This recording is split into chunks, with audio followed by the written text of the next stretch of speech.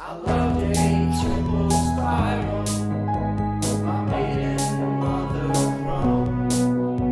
I folded my devotion into an origami rose. Stood at her Tiffany window. She said to look below. Could I see the towns burning? Could I see the broken prison? Could I see that it was time for me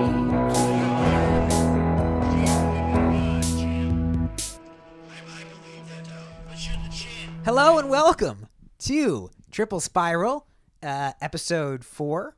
I'm your host, Little. I'm your other host, Little. And I know I originally promised that I was going to do like podcast episode, triple spiral episode, podcast episode, triple spiral episode, but I'm a little blocked on the next episode of the show. Okay. Look, it's right here. Look, this is the next episode.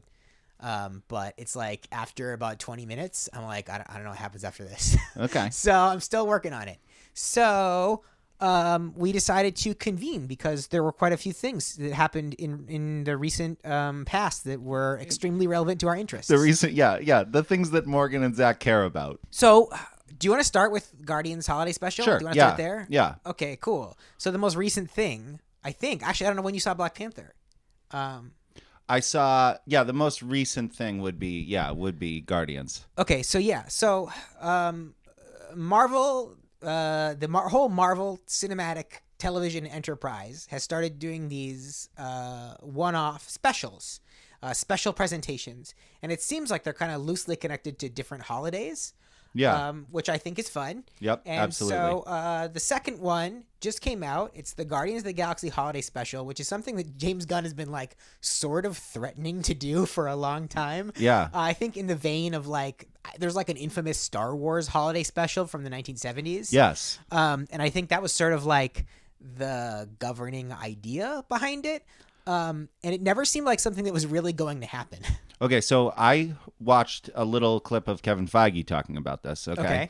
And here's what I think happened. I think on the set of Volume 2, Kevin Feige told James Gunn that this was going to that their deal with Disney was going to include these specials or TV something. Because on the set of Volume 2, James Gunn said, "You know what? We should do a holiday special," and Kevin Feige apparently kind of laughed at that and said, "Yeah, let's do it." And he said, and then a couple of days later, he had it written.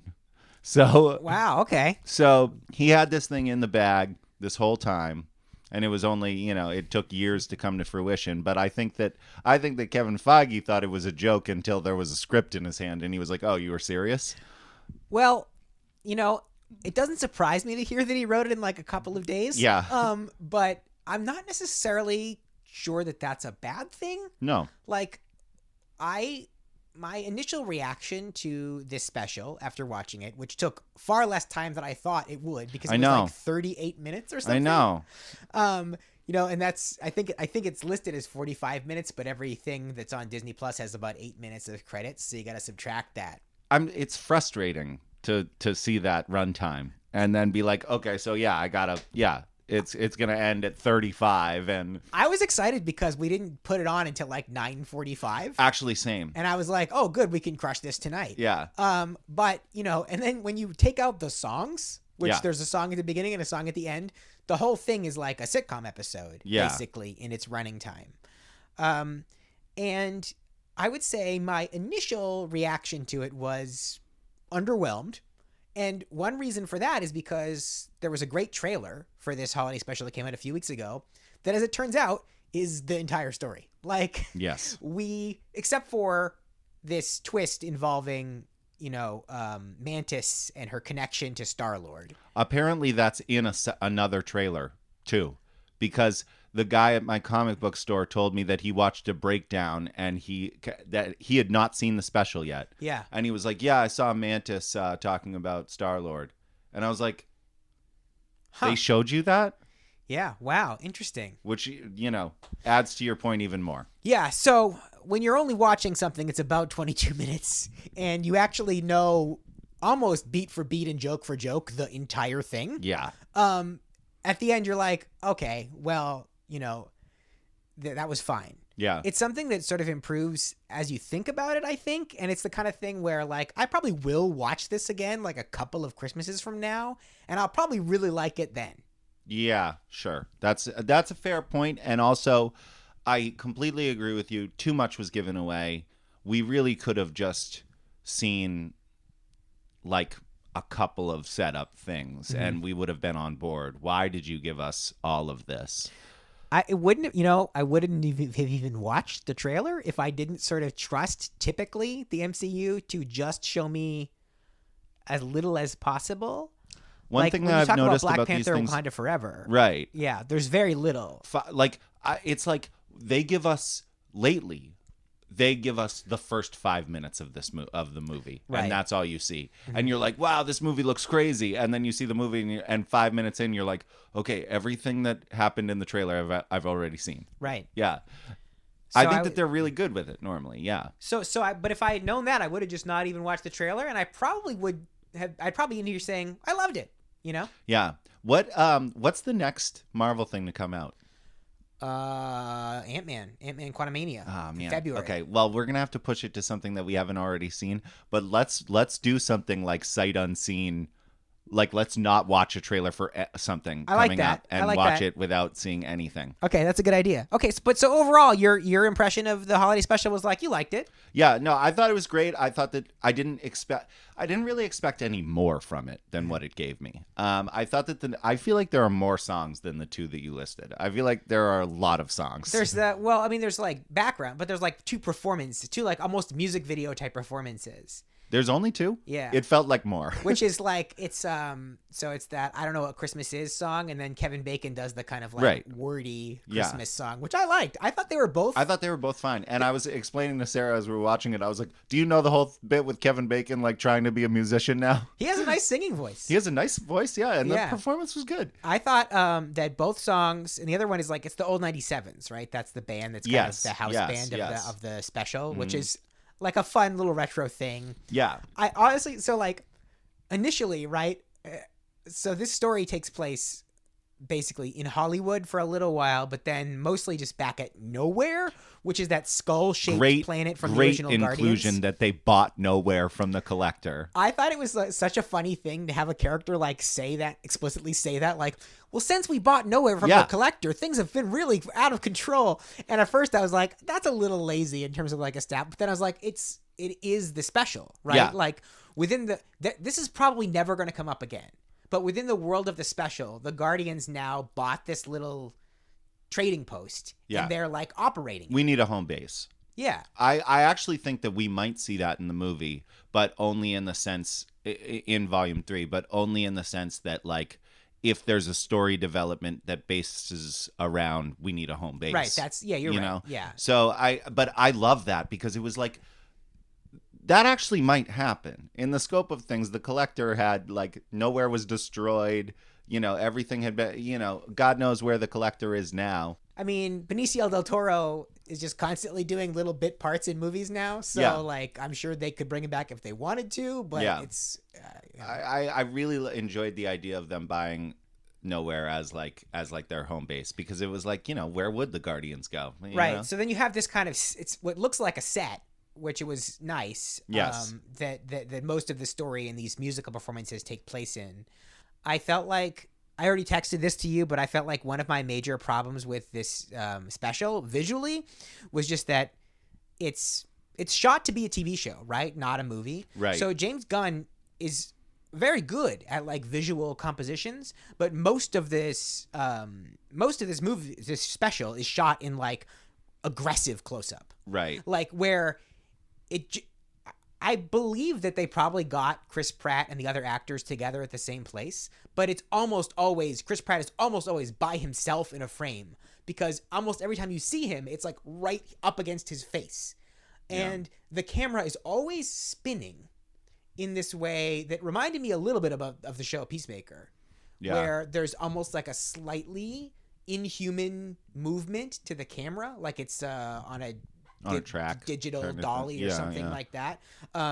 Which isn't it's not bad, but it doesn't feel like a movie. It feels like TV to me. That And- felt purposeful to me in holiday season movie. Yeah. You know what I mean? And I agree that it was a lot, but that's what it felt like Yeah, to me. I just you like know? it's just a visual preference for me. I don't like it that much. I'd Right. rather see like a couple of people in a frame and not have to be like looking like directly, unless it's Lupita Nyong'o.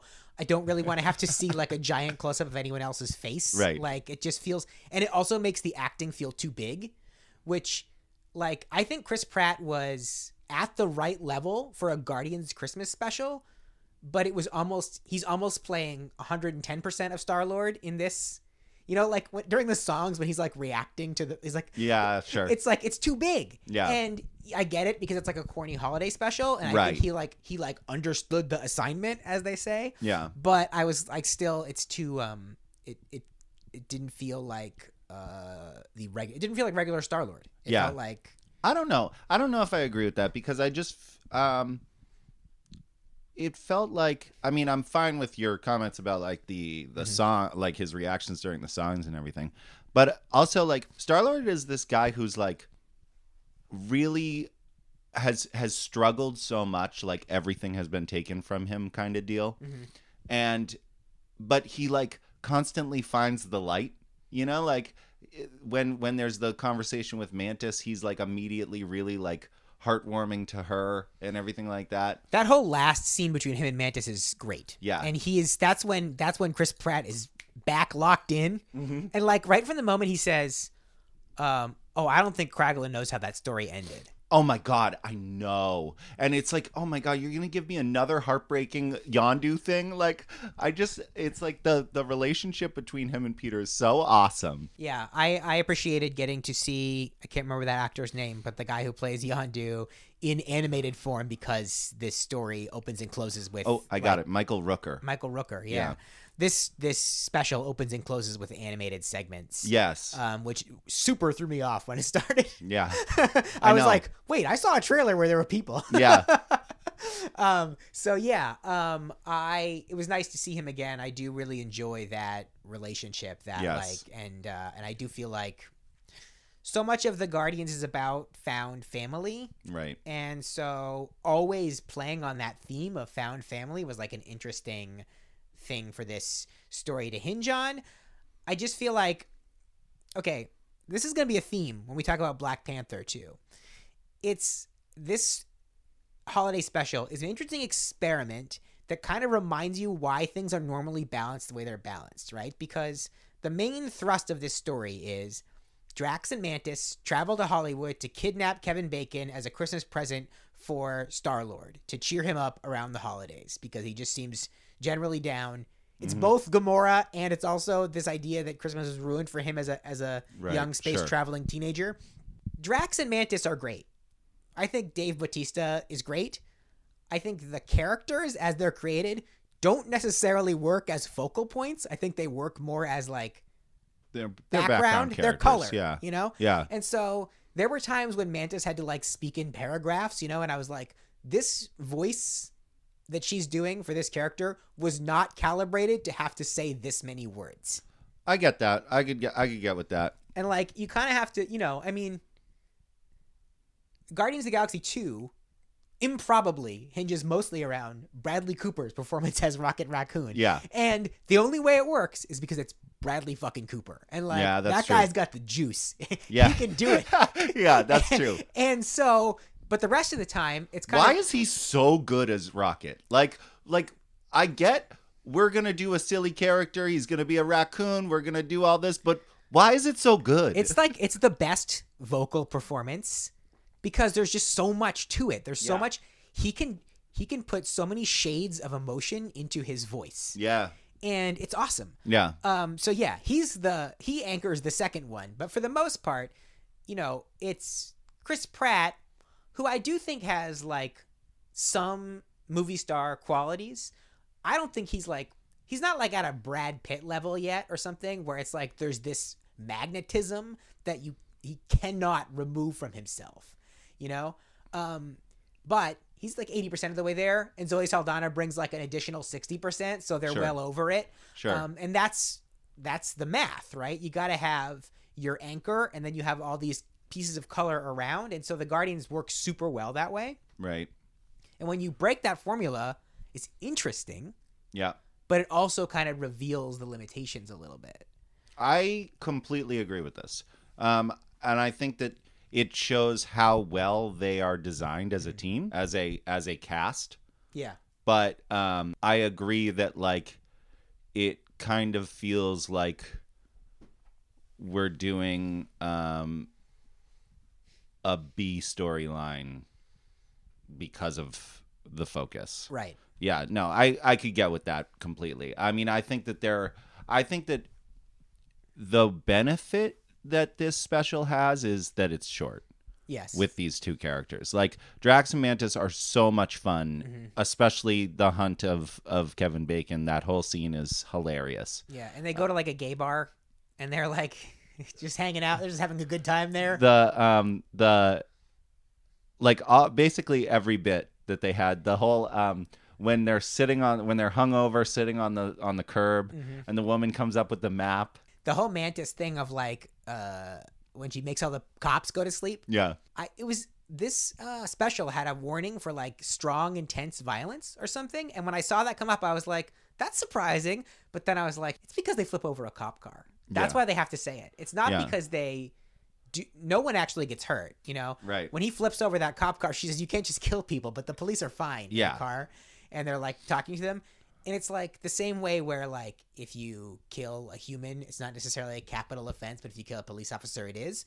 It's like they flipped over a cop car. If it had been a regular car, Yeah. it would not have said strong, intense violence at the beginning. They're like, okay, we're gonna have fun with this, but don't do this. Why are so many? This is off topic. Why are so many things revolving around school shootings? Like so much media. I've like found so many movies and stuff recently. Of course, I can't come up with anything right now. I think it's Stranger Things was the first thing that like the most recent season. Oh, of I Stranger did Things, hear that but- about Stranger Things. But like, there's like a couple of. It's like as soon as a trigger warning comes up at the beginning, you're like, oh great, so someone's gonna get shot at a school in this. Yeah, I feel like I have sort of I have like an almost internal protection against like I have a sense to not watch stuff like that. Like there's a Natalie Portman movie called Vox Lux I that haven't seen apparently it yet. starts with a school shooting, and I have avoided that movie even though I heard it was pretty good because I know that it starts with a school shooting. The bit for me is like I get that there's that good storytelling revolves in reality, so that is a reality of our lives, but I don't like it. There's just certain stuff that can be so hard. Like all right. So speaking of Kevin Bacon, right? I just watched A Few Good Men again for the first time in probably 10 years. Yeah. And first of all, great movie. One thing that I forgot is that, the whole movie revolves around an accidental death on a military base. And it starts with this attack, basically. Yeah. And it's hard to watch.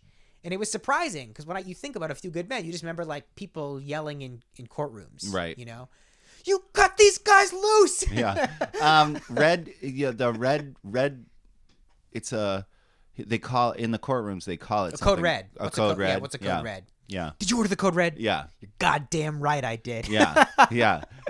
Dude, Oh, man. honestly, like, what a perfect cast to say those words too. What I'd forgotten about was the stakes of A Few Good Men are so funny because it's a very, very narrow legal argument that Tom Cruise and Demi Moore and Kevin Pollak are trying to make.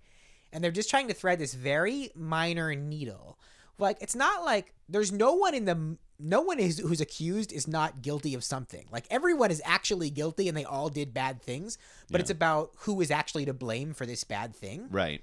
And there's this moment when Tom Cruise successfully finally baits Jack Nicholson on the stand into like admitting wrongdoing, where everyone kind of freezes and then all this stuff like goes into motion. Yeah. Because Tom Cruise is like, I need to order a whatever 39 or something, and then like Kevin Bacon, the prosecutor's like, yeah, like even though I'm the prosecutor, Yeah. I know this guy just fucked up. Yeah. And then like the bailiff everybody in the courtroom starts moving all at once, and it's like the greatest.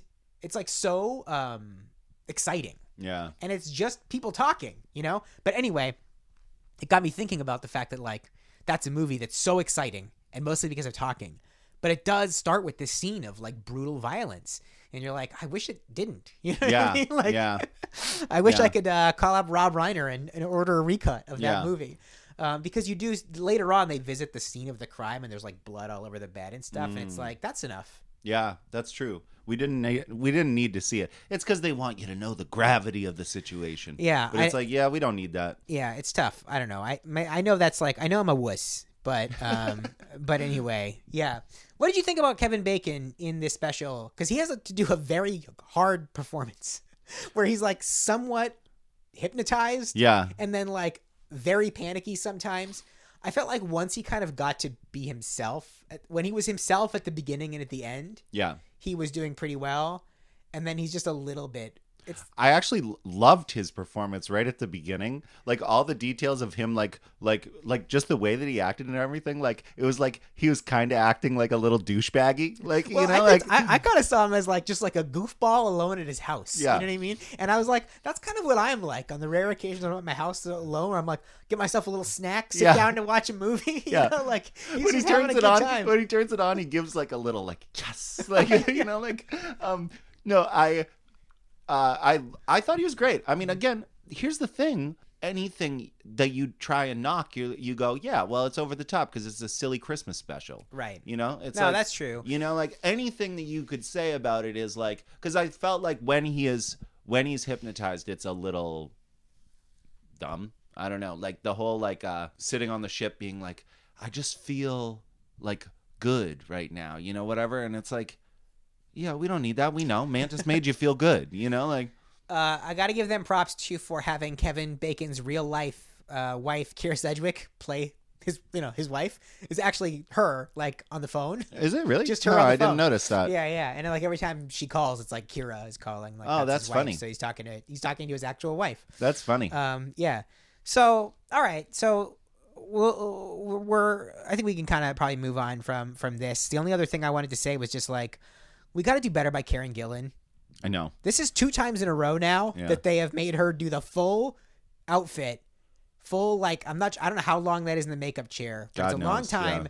to like growl some lines in the background of a shot, like not even in focus. Yeah.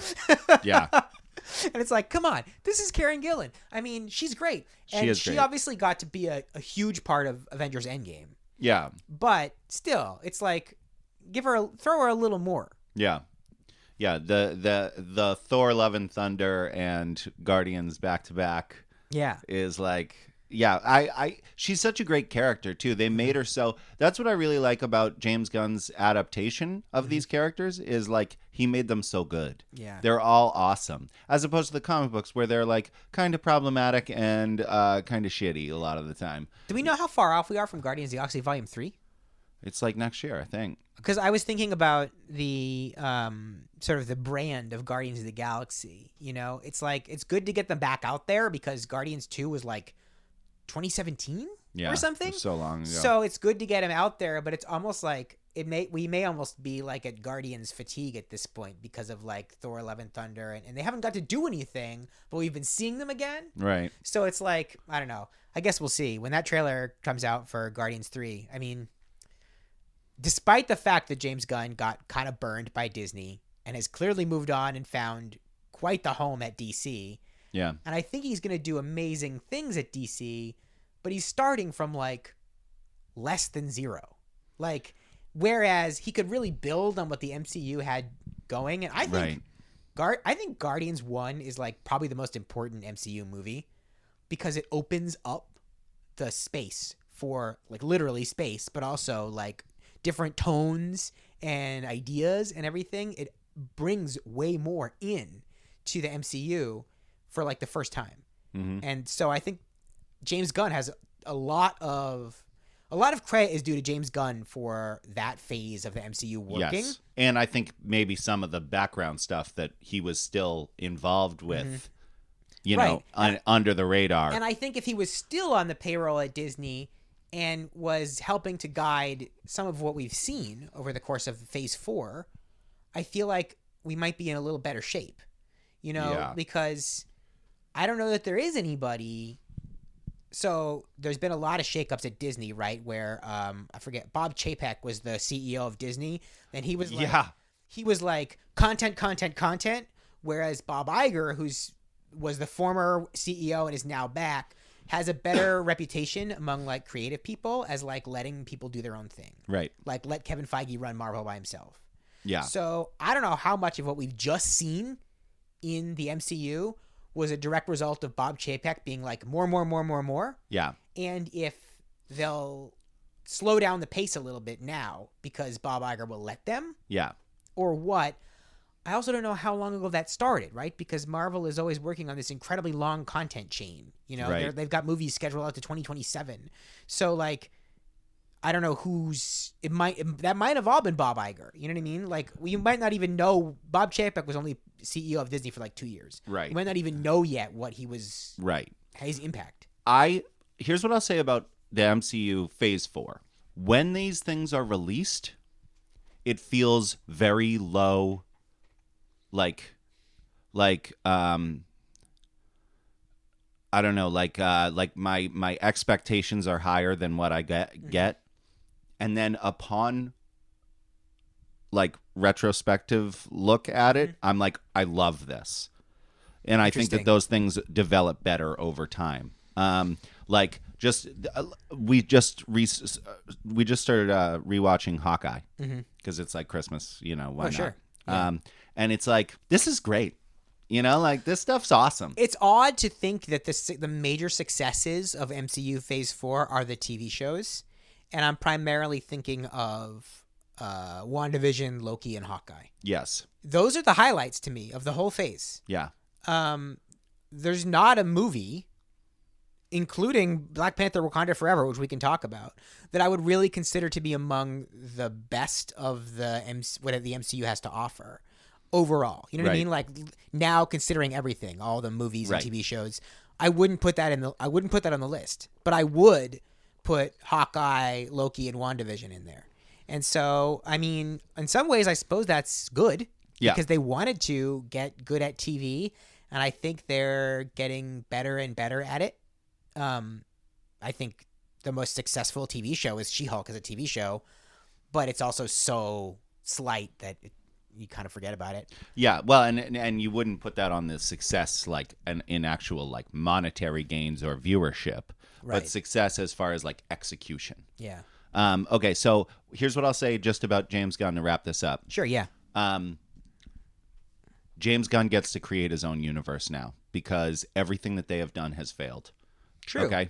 You got Henry Cavill back as Superman. Mm-hmm. 2 thumbs up out of me. He's my Superman forever. I will watch that dude play Superman if it was, you know, whatever my least favorite storyline ever is. I'd watch another death of Superman with him because I love him so much, okay? But even if you are keeping certain intellectual property that has already been put out, even if we see Black Adam again, which I don't care about, but, you know, the thing is that, like, they're treating Black Adam like it is successful. It is not successful. Not in the scope of what you can make for... The Rock is going to try to make it successful by sheer force of will. And you know what? I mean, more power to him. Okay, and also, here's one thing.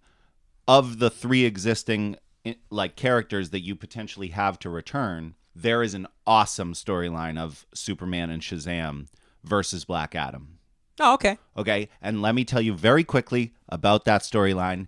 It is about Billy, the kid, Shazam, struggling with the idea that he has these powers that he really shouldn't have, and he does some damage to like a city. And Superman shows up and is like, "What is wrong with you? You know, why would you ever do this?" And Shazam reveals to him, "I'm a fucking kid. I don't know what I'm doing." And so Clark Kent starts taking Billy under his wing, and they have this great storyline of him like kind of teaching him how to be Superman, and Black Adam shows up. And the main issue there is that Superman is kind of weaker towards magic than he is to a regular, you know, villain of any kind. Yeah. So Black Adam is like kind of more powerful versus Superman than he would be, you know, whatever. Great storyline there. I'd watch that movie. Right? Yeah. Like that's a fine movie. You know what the thing is, that this is what's missing from Henry Cavill's time as Superman, is he doesn't get enough time to play Clark Kent. Agreed. Have you seen Man from U.N.C.L.E.? No. He's super fun in Man from U.N.C.L.E. I bet he is. That's one of those movies that I was actually I was tweeting the other day about movies that just have vanished off the face of the earth because they don't get picked up by streaming services, and sometimes it's because of a problematic cast member. In this case, Armie Hammer. Yeah. So For real. Cannibal. Wow. So for whatever reason, Unexpected. Yeah. So Man from U.N.C.L.E., super great movie. Alicia Vikander and Henry Cavill, awesome in it. Armie Hammer, also great in it. You know, like Yeah. just Yeah. good performance. Yeah. Can't speak to the rest of it. But anyway, like that movie, like I don't know when you'll see that on like a streaming service. It's like Baby Driver and Kevin Spacey. Yeah, but Call Me by Your Name is on. That's because it was a big hit. Yeah. Man from U.N.C.L.E. is one of those ones that would be a sleeper hit where like it could have a Molly's Game type thing where people discover it on Netflix. Like at the beginning of the pandemic, Molly's Game was the most popular movie on Netflix for like a month. Yeah. And it was like it just became this. Molly's Game is good. I don't care, Tom. He and I have another round of communication about the card counter in Molly's Game that's going to go in an episode because they're both poker movies. That's funny. So basically what I was going to say about James Gunn is I trust James Gunn, to make something amazing, and I think he's going to. I think that they picked Peter Safran to be the business end, and James Gunn is the creative end.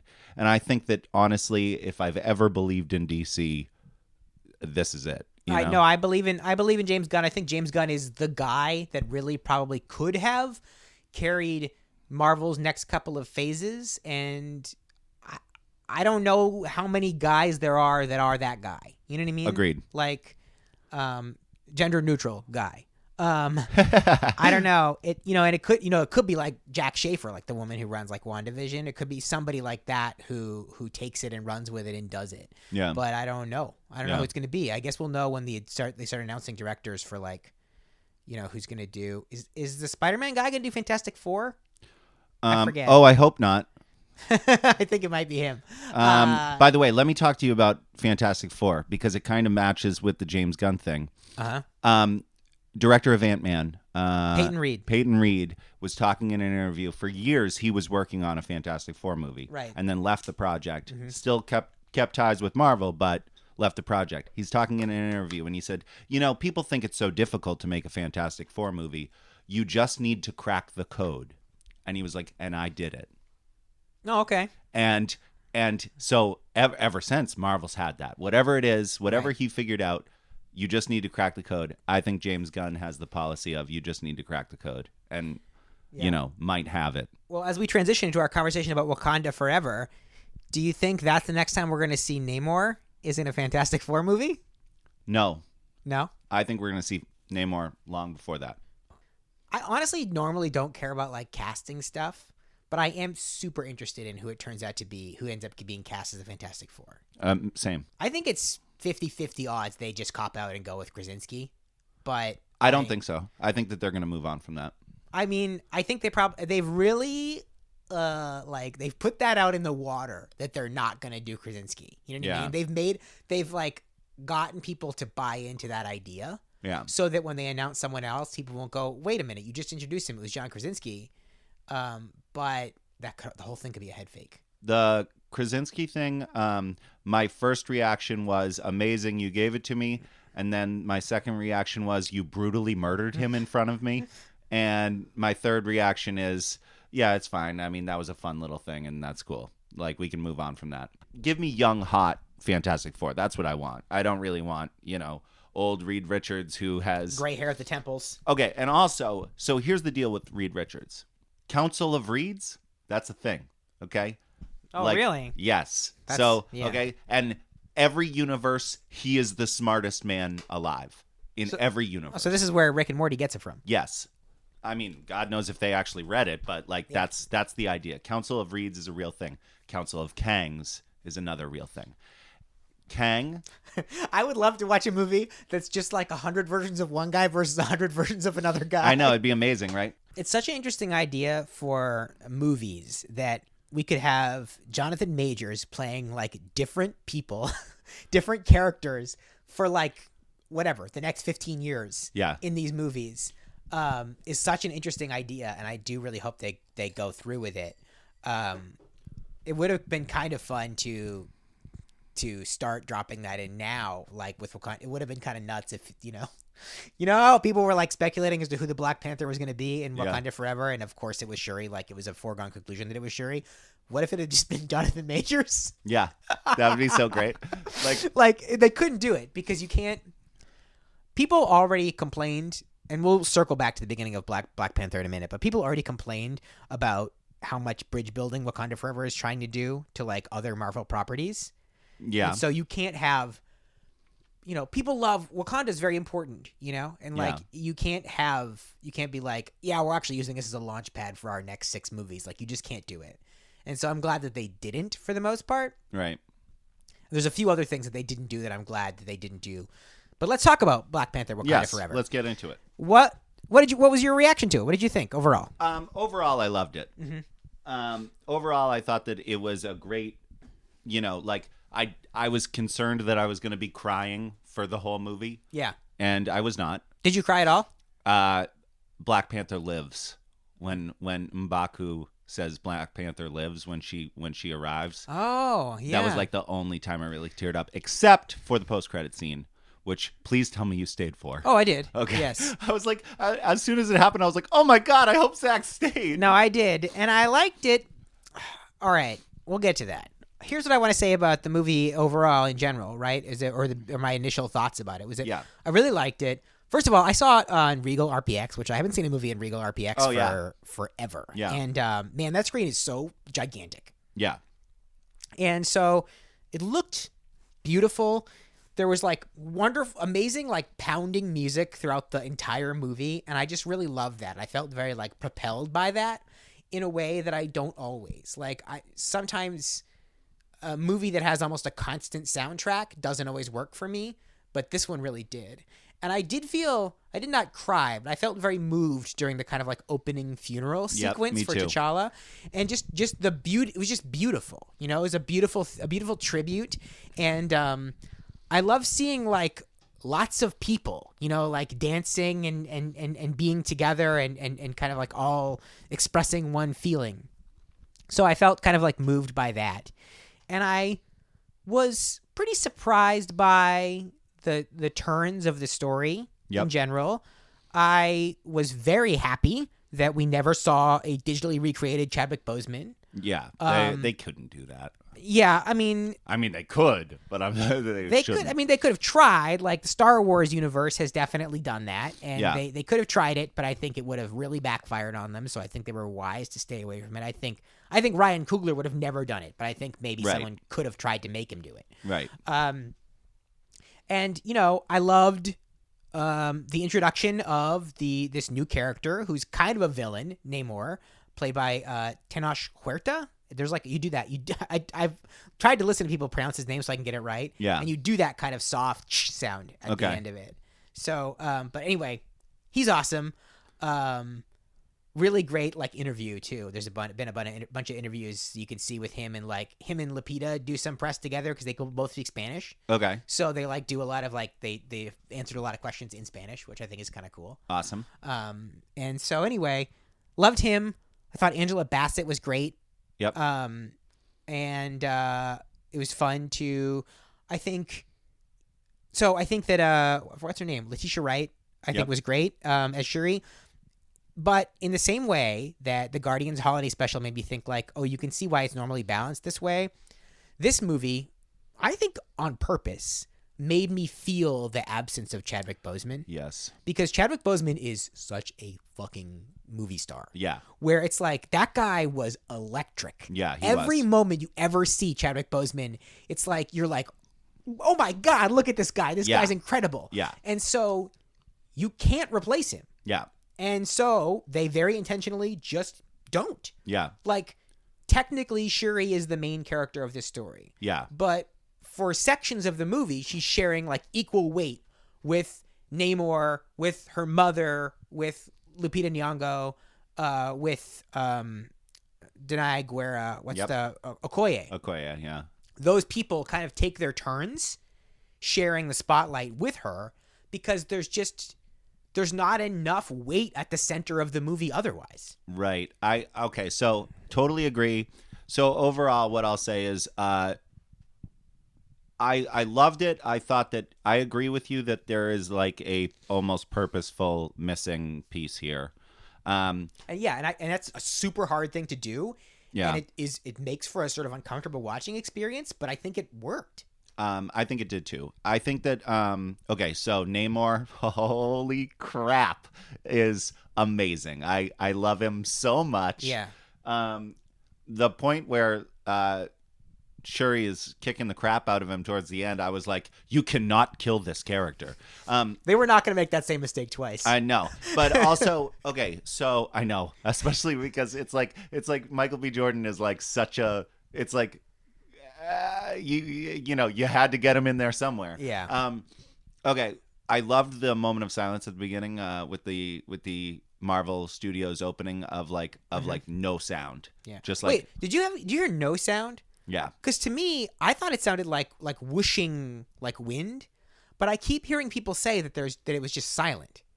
And I thought it was silent. It's interesting. I'm wondering if it was just, I don't know. I mean, it might be that I missed it over my heavy breathing of anticipation. So no, but I've heard multiple people on like podcast reviews and stuff talk about silence, and I'm like, that's funny because I could hear like whooshing wind. it might have been there, but I'm not certain. But I loved it. I thought that Shuri is not my favorite. You know, Shuri's kind of frustrating, and I get that that's kind of the point with her whole like, no, I'm on a revenge path kind of deal. I loved the way that they handled Chadwick Boseman's death, as far as the scene of her trying to like save him after he's going into like, you know, like dying. I loved the fact that they, like, when you see Anderson Cooper talking, he says died of an undisclosed illness. Yeah. I love that when she is talking about it, she says, my brother suffered in silence, and by the time he asked me for help, it was too late. Like, I loved that because that's illness, right. You know? I think that the overall,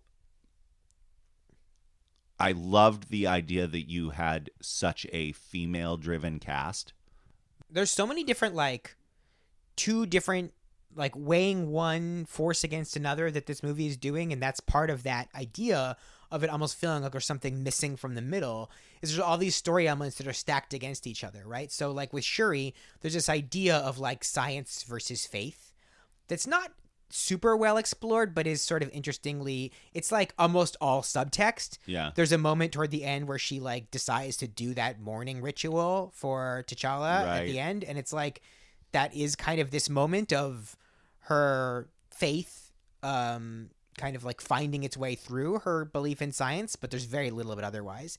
But then there's also like male versus female, right? Yeah. There's all these kind of like, there's all this like battle of the sex, gender dynamics, power dynamics stuff that keeps happening. Yeah. And again, not always explicitly called out, but like even the stuff with Julia Louis-Dreyfus and the guy from The Office is kind of like gender and power and marriage dynamics. Right. And then the other one, the biggest one, and the one that I really wish they'd leaned into further, was black people and brown people. Yeah. You know? So like different oppressed communities. Yeah. And the way that they get along or don't get along, and the way in which they could join forces. Yeah. But sometimes don't, and the way in which there are people who are focused on keeping them divided from each other. I really enjoyed Namor's comment of like, they're going to come for you because that's what they do. Yeah. And when they do, you've got me. You know, like in both cases, Killmonger in the first movie and Namor here, they've been able to articulate a sort of radical, it shouldn't really be that radical, but a sort of radical position about race and about, you know, defending your community and what the right way to do that is. Yeah. Killmonger and Namor do not agree, right? Because Right. Namor is like very isolationist. Yeah. Whereas Killmonger was like, you know, Spread the word. oh yeah, arm the black diaspora, Yeah. basically. So, but different perspectives, and I think they do a good job of like explaining them. Like my favorite scene in the whole movie is when Namor, as a kid in a flashback, is going back to the community where he was from. Yes. And finding people oppressed and like burns all that shit down Yeah. and like kills all the slave owners. Me too. I love that. Yeah. I always love that stuff. You know, my favorite Rage Against the Machine lyric is "A fire in the master's house is set." Yeah. You know, and I got super excited about that whole sequence. I really like that. I want to comment on Namor's powers and how awesome they are. The feet wings. The way Holy that when he crap. flies, it looks like he's climbing stairs. Yes. Super The way- cool. I love the fact that it was like, so you made a guy fly in a way that we have never seen before. Yeah, and it's That's like genuinely amazing. scary when you see him like Yeah. coming at the helicopter. Oh my god! Well, and I loved when we first the first glimpse of him is like, here's Jesus. Yeah, You know, like he's flying in the sky, like, but you can't really see him. Like, yeah, Lake Bell and the whole team that Yeah. they introduced just to kill. I was like, awesome. Lake Bell, another person of the Karen Gillan generation, just done dirty by Marvel. Yeah, that's true. But hey, at least she's prominent on Harley Quinn. Yes, that's true. I was kind of let down by the action at times. Okay. I can see that. All yeah. right, let me put it something into you. Ready? Yeah. Well, we're fighting people from the ocean, and they kick the crap out of us every time they come to us. All right, what's our big plan? Well, we'll defeat one guy. All right, what are we gonna do with the rest of them? Let's drive a boat into the ocean with, I don't know, 20 guys on it. Yeah, it's true. They'll be fine. Yeah, I feel like the thinking was that the whole idea is just to get Shuri, and so she can get Namor away from everybody and dehydrate him, which I thought was kind of a funny solution to weakening him. But I think maybe they thought they were going to be able to do it a lot faster than they did. So it's, you know, my favorite action scene in the recent MCU is the scaffolding fight in Shang-Chi. And also the bus fight. Those two fights. But the scaffolding stuff in Shang-Chi is like so much fun. And I was starting to almost get shades of that when they're fighting along the side of the boat, because it's starting to play with your perspective. Yeah. And like someone who looks like they're running, you know, you turn the boat sideways and it looks like someone's running up the side of it. Whatever. That's cool stuff. I love that. Inception hallway scene, my favorite thing. Sure. But they don't really finish it. Okay, so many Wakandans died during that. Yes. That's a logical issue. Just in terms of visuals, I was like, okay. And then I didn't specifically bump on any of the action because I never felt like I don't know what's happening. Right. Which sometimes happens. Right. Sometimes I feel like I'm just looking at a digital muddle and I cannot tell who's doing what or what happened. And there are sometimes I'll be like important story points in there and you just don't, you have to just figure it out. How later. dope was it when Wakanda started to flood? That was a great sequence. Yeah. That was super exciting and scary and fun. And also I thought the fight between Okoye and the big dude on the bridge in Boston was pretty cool. Yeah, the bridge scene was great. Shout out to some real locations in Boston, by the way. In general, super great that so much of Black Panther, I know I'm going to stop complaining about the like visual style of the MCU, but so great that so much of this movie is clearly real people in real places wearing real clothes. Yes, agreed. And so those sequences at MIT and stuff were kind of fun. Great dig at MIT too when Okoye's like, it seems to be like a regular Wakandan primary school. Yeah. I also really liked. I saw one thing that said, "Is Riri Williams benefiting from Tony Stark's like legacy program there?"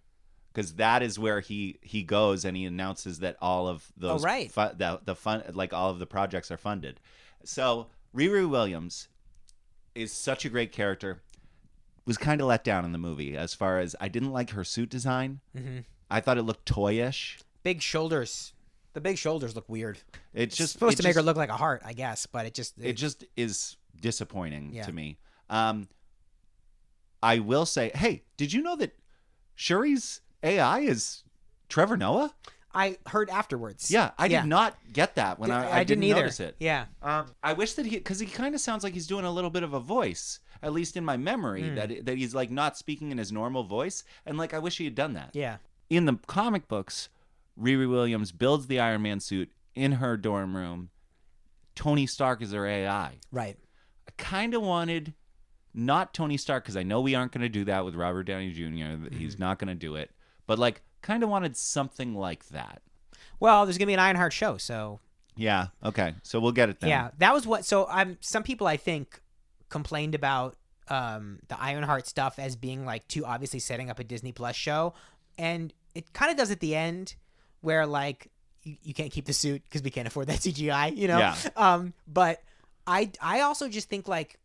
So we don't spend a ton of time in Wakanda in this movie, but like when you're going to Wakanda, you got to bring an outsider to Wakanda because that's one way that you reflect like the majesty of Wakanda. Right. So it was Tim from The Office last yeah. time, and then it could be Riri Williams this time. Yeah. And that's like an interesting, fun twist, you know. And it does have like you said, there's not only is it does echo Tony Stark with the MIT thing, but it also reflects this idea of like Wakandan outreach programs. Right. You know, like so now it's a black girl from the city who gets to come back to Wakanda. Yeah, but it's so dumb that she leaves at the end. It's like, where are you going? Stay there. They have the most advanced technology in the world. Like, Well, you know, I think she can come back. I think she's got standing invitation. they gave her a passport. I mean, I think she helped them out a lot. So standing invitation to return to Wakanda. But yeah, the Ironheart stuff I thought was fine in general. I agree that the suit was a little silly looking, but like they got time to work out the kinks. Yeah. And I like that actress. I think she's going to be fun. Like I like you can her too. see, Yeah. You're like, okay, I can see this person anchoring a TV show for them. So, Julia Louis-Dreyfus, like really setting up a team here, and I think that her role in this movie was like we're establishing her as the character working behind the scenes. Yes, I think literally every single scene involving her and the other guy should have been cut out of the movie. Yeah, Like- but I think it's purposeful. Yeah, but it's like it feels useless. Like, Yeah, I was I every agree. time I was like sitting in a room with the two of them, I was like, what the fuck am I doing here? Yeah. Like take me back to Wakanda. Yeah. Show me what I do not care about. Like I did like Martin Freeman that's getting his the name, bead, Martin Freeman. getting the beads and having some communication with them. Yeah. I didn't think that we needed the whole, surprise, I bugged them and now you're under arrest. Right. There's so little that he connects them to Riri Williams and that's Yeah. it. So maybe you keep that scene. Well, and, Or and, something. and it's important for them to know what the U.S. government is thinking and everything, but we didn't need the whole plot. Right. But I think that it's set up for Thunderbolts versus Young Avengers, which is definitely what we're leading to. She's going to set up the Thunderbolts, and in maybe Sam Wilson starts picking up Kate Bishop Hawkeye. Is Sam Wilson young enough to be considered a young Avenger? Well, no, but I think he's going to be like their... Oh, like their coach. Yeah. Okay. Yeah, okay. I can see that. Like we need Avengers to have someone, and presumably Samuel L. Jackson is going to be like tied up doing other storylines and maybe dies during Secret Invasion. The scope of things, and also I saw one guy was like, Julia Louis-Dreyfus is my number one pick for a Skrull right now, and I was like, yeah, that makes sense, but I don't know. Interesting thought. All right, well, so now that we're talking about like the other stuff that's coming and everything, I just wanted to mention the fact that Black Panther Wakanda Forever is technically the end of Phase 4, and it's like, what did that wrap up? I know, like nothing. So I guess all of Phase 4 was a bridge phase. Yeah. It's a rebuilding year for the MCU, a rebuilding 3 years. I think that they've set up a lot of stuff that we don't even understand yet, too. Yeah, that could be. Yeah.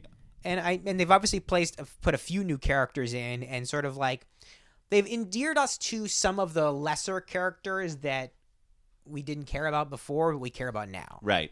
Like Wanda Maximoff, who is like theoretically dead but isn't. Yeah. And like we care about that now. Why would we leave Vision and Wanda ambiguous if they weren't going to show up again? Right. So anyway, it's just odd. It was really odd to think about Black Panther being the end of a phase and feeling like it goes out of its way to set up Thunderbolts, Young Avengers, Ironheart, like again, that stuff didn't bug me as much as other people were bugged by it in like what I've read of reviews of the movie, but still it's like, huh. Yeah. I agree. So and one more thing that we should talk about before we jump into Bright Eyes, but I feel like the end credits sequence was nice. Yep. So Shuri learns that Black Panther and Lupita Nyong'o had a secret child sometime prior to the events of Infinity War. Right. Because he's been alive this whole He's time. 6 years old. Yeah. Yeah. So and the kid's great. Amazing kid. Oh, yeah. It was super great. And you're like, I want to see more with this kid, but Yeah. when are we're not going to get to? Like, there's not going to be a Black No, Panther. I think that was a tie-off of a story. Right. But so I did not really find it like moving though, because I was thinking the whole time about how much it's awful that Chadwick Boseman is dead, right? Yeah. And even as a parent, I don't really like the idea that like reproducing means like, okay, legacy secured, you can die now. I don't You like know? that either. I agree. And so it's like the idea of that. Oops, sorry. The idea of that doesn't like move me per se. And the fact that his name is T'Challa too was like, okay, that's sort of nice. Yeah. But I it's know. also like because they just want to still have another Black Panther named T'Challa in 10 Right. years. And it's like, I don't think people care that much about the name T'Challa. Like, is the IP It was that all just to important to be. you? It was all just to be moving, and I hope that's what it was. that's why he doesn't go by that Yeah. name. But it did have me. It made me feel like they were like having their cake and eating it too. So. But anyway, I think it was just to tie off that story and say, "Hey, isn't this nice? He's T'Challa Jr." yeah. You can make a plan, carve it into stone, like a feather falling. It is still unknown until the clock speaks, sir. Says it's time to go. You can choose the high or the lower road. We're back. It's been a week since we were actually recording the first two segments of this episode. We ran Yep. out of time, but now we're back here at the Triple Spiral's Winter HQ, which is Morgan's apartment. And we want to talk about the Bright Eyes reissue project. Because probably the most notable, probably the one that we were looking forward to the most and will ultimately probably like the most of this entire reissue project, that batch just came out, which is the reissued Lifted, I'm Wide Awake It's Morning, and Digital Ash, probably the three best Bright Eyes albums. Yeah, I mean, I would say that that's definitely true for a lot of different reasons. But like, I would almost deem them as the most iconic, and that is why Yes. they're maybe the best. Like, you could probably argue that songs, elsewhere in Conor Oberst's career, you might deem. You might. I'm like trying to play devil's advocate on this. I don't think I need to. They're amazing albums. I think the other best album from Bright Eyes is Down in the Weeds. Yes, and I that's think true. I think that one's fourth. Maybe tied for third with Digital Ash. Yeah. So this reissue project, not only are they just kind of like literally moving their catalog over to Dead Oceans, but they're also re-recording and reimagining 6 songs per album, including a cover on each album. So it's actually 5 of the tracks from the album re-recorded plus a cover that influenced them at the time. And so the first thing I will say about this project is it's so hard to find. Oh my God, I was going to say the same thing. How funny is it how like convoluted this has become on their page? Like if you're a casual Bright Eyes listener and you listen to the show and you want to find it, your best bet is to go on to Spotify and search the name of the album plus the word companion. Yeah. Because it doesn't show up in the discography. It's awful. Well, no, and it's not even that it is just, it's mostly like that it keeps one or two towards the top, or maybe just one in One like the shows up most as latest recent release. Yeah. And then it's like impossible to find the rest. Yeah. Yeah. So to the point where like friends of ours didn't know that these existed or only knew that one of them had come out. Right. When all 3 came out, but they're just kind of like, they're so between categories that Spotify doesn't seem to know where to put them. Right. So you have to search it out specifically. It's almost as if they should have like compiled it, like all 3 of them as an album or something, because Yeah. of the way that. And again, we're both listening on Spotify, so it might just be Spotify's. Right. That is the other disclaimer we categorical- could say is like maybe the answer is to support artists better and not use Spotify. Yeah, sorry, we're not yes. going to do that. Come on. I'm working on it, you know? I'm just my problem is I'm so hooked in on the podcasts on Spotify. Yeah. It's like the best podcast system that there is. I hate that it's true. But all right, let's talk about these companion albums and also just the reissue project in general, because I think this is the project I was waiting for, this set, and I think to me the purpose of this reissue re-recording project is sort of both clearer than ever and also less clear than ever. And so I guess the main reason for that for me is because two of these albums are recorded in a very specific style. So I'm Wide Awake It's Morning and Digital Ash and Digital Urn were famously released on the same day. One album was rootsy, folky, stripped down, and one album was like dark and digital and dense. Right. So for the companion versions, Conor Oberst and his friends have re-recorded songs from Digital Ash in the style of I'm Wide Awake It's Morning and songs from I'm Wide Awake It's Morning in the style of Digital Ash. And it's a very fascinating thing. I believe that Conor Oberst was at his, like, maybe peak lyrics, but also like just sheer production of songs, and like all of them are good. You know, like he was smashing them out super fast. He was really cooking at this phase in his career. I heard John Mayer describe it one time as when he was talking about when he was younger, I had a lot more syllables. Oh yeah. And I think that that's an interesting way. Like, and it's like this is Conor Oberst's phase of that, which is that these are masterful songs. And one of the things that I think is very interesting about the fact that he put out a folk album and a digital album at the time is it was almost like he had the plan and all these songs, and he heard the songs and were like, well, this would fit on a folk album, this would fit on a digital album. And hearing them flip-flopped now, it kind of is like, yeah, they don't work as well as they... Well, I do think that's especially true for the I'm Wide Awake folky songs that have now been digitized. And I think it just, they almost sound Google translated in a way, where like the horn part is now a synthesizer part, you know, and that kind of direction is almost the wrong direction to move in. It almost sounds like this is the demo he made on his laptop before he got the band together to record the real version of Old Soul Song. But I do think there's something pretty exciting about the stripped down folky versions of Digital Ash, but it takes a minute to get used to hearing it.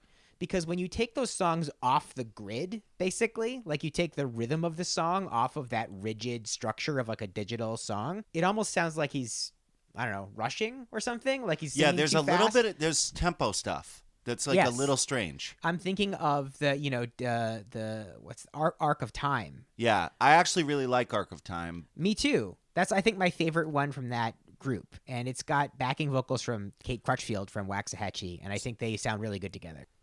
I don't think we talk enough about what a rhythmic band Bright Eyes really is. And this is something that Conor Oberst has talked about too.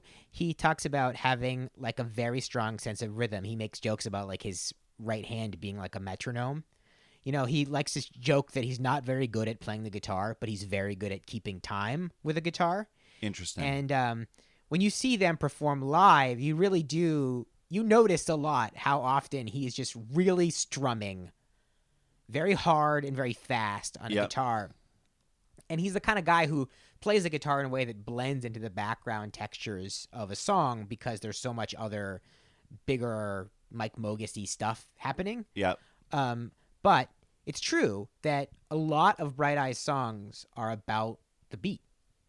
Yeah, I agree. The rhythm's heavy as hell in those. And I mean, you know, that like his kind of different mind with that is one that I think is very, that's something that's very captivating about Bright Eyes. And he is this kind of guy who for the longest time, he has been already doing this with his songs, right? Like if you go see a Bright Eyes or a Conor Oberst live show, chances are he'll perform at least one of his songs in a different way than he has before. And it's funny because the only other person I really ever knew of who used to do this was Ryan Adams. But it was like Ryan Adams would do it in kind of an annoying way where like he would take a song that you knew as kind of upbeat and fun and play it as like a slow blues song, you know, and it was like, you don't really want to hear "To Be Young is to Be Sad is to Be High" like a slow blues song. You want to hear that that's song cook. But Connor Oberst knows what makes a song good and bad, and so he knows how to play in the right direction. Like he would do "First Day of My Life" as kind of like this upbeat country banger. Yeah. And that works. Right. So, okay. I guess what I would say then, just to kind of go back to what we were saying about like, there's such a clear purpose behind the re-recorded versions of Wide Awake and Digital Ash. It's like, why don't we just, let's play around with this, right? That then you go and you look at the songs on Lifted, which are my favorite songs, right? But you're like, what's the like thesis here? You know, because the songs are all recorded so differently. So we have You Will, You Will, You Will, recorded in almost like a David Byrne kind of fashion. It reminds me of Glass, Concrete, and Stone. Right. Then you have The Big Picture, which is another one of my absolute favorite Bright Eyes songs, recorded almost like it is just they're doing a cover of the Connor Oberst song Roosevelt Room. Like it has almost the exact same... What if we made it a fucking... Yeah, it's the same heavy, stomp. Yeah, with like lots of room for guitar solos in the Yep. Mystic Valley Band. Yeah. And so there's that there. And then, you know, there's other, the most surprising and interesting track on that set of re-recordings for me is Waste of Paint. Agreed. Which I know we talked about when we recorded the Lifted podcast. It was just a profoundly, like creatively interesting song to me because you're referencing a podcast that we made like 4 years ago at yes, this point. For sure. Probably further back than I'm sure you can talk about it as much as you like. Yeah.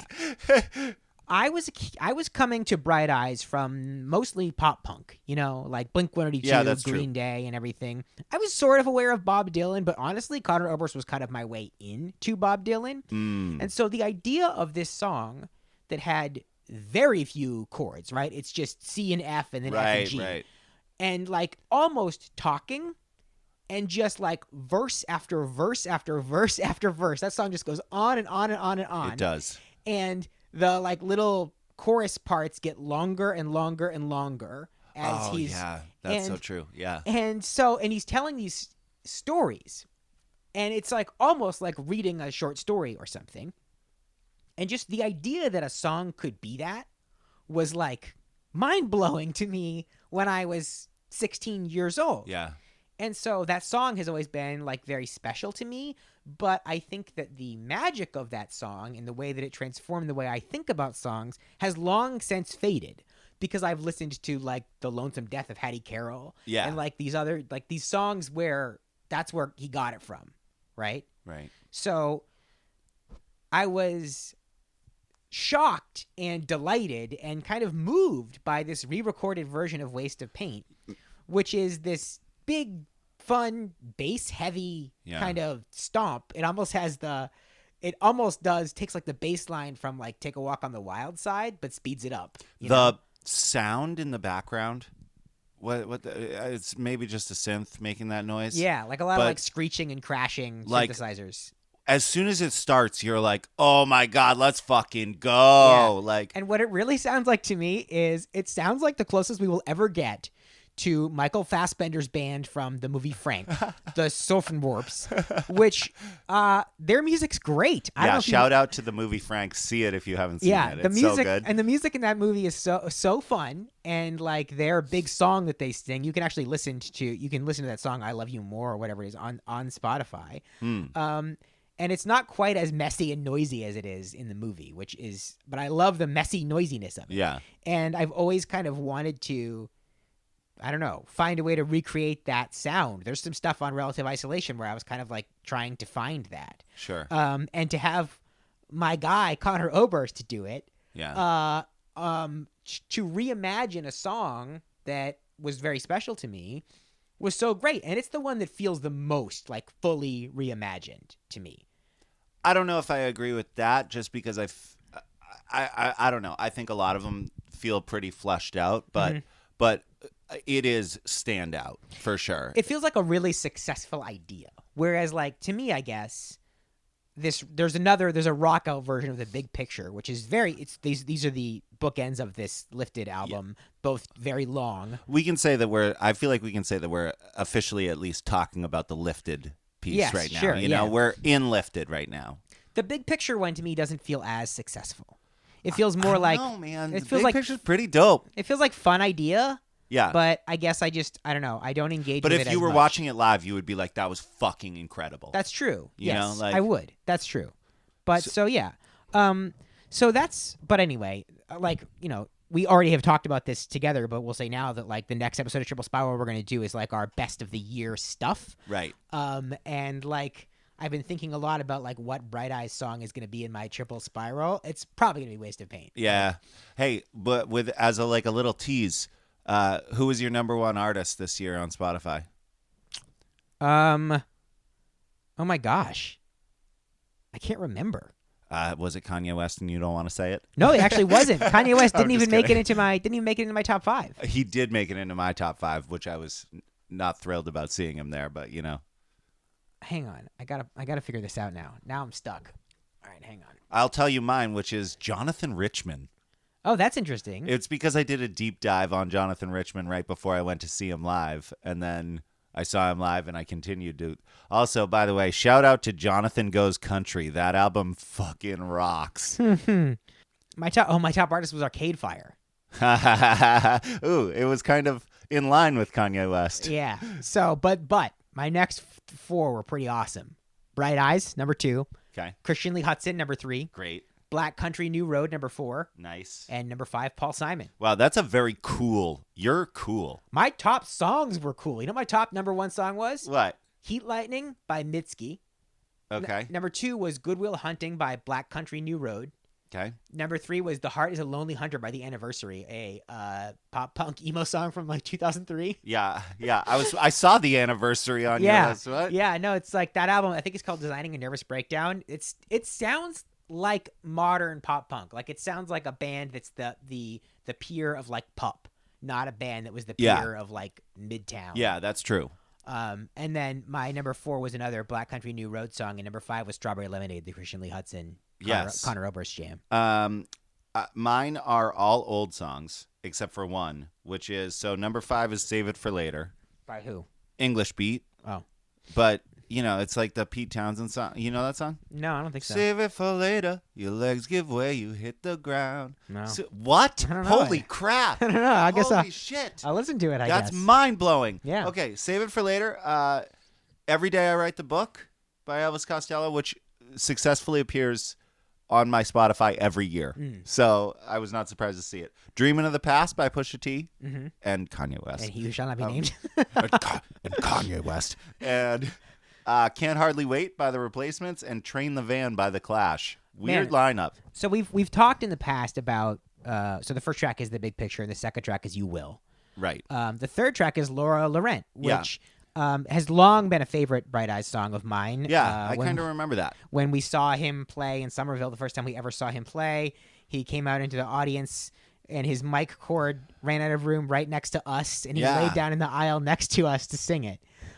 So like a wonderful live music memory. I remember Matt, Christie's brother, was with us, and he was on the aisle, and I was like right next to him, and I was so jealous that he was on the aisle. I was like, oh man, I could be touching this motherfucker right now. I was also like 12 for what it's worth. Laura Laurent, I don't feel much about this version. No, me either. It's like kind of the same. Right.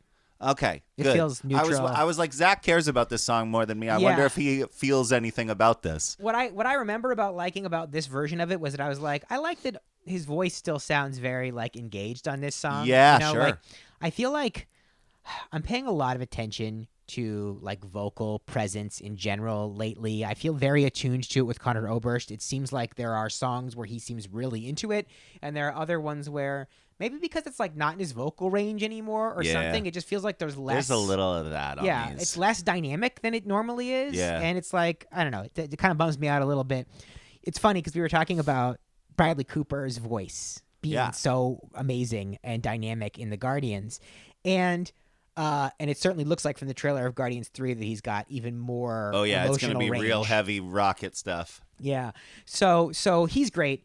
And it's funny. So this is like a glimpse into the world of parenting, but sometimes at night when we're getting boogers out of our children's nose so that they can sleep easier, we will distract them by putting on the YouTube video of Timon and Pumbaa performing Hakuna Matata. Okay.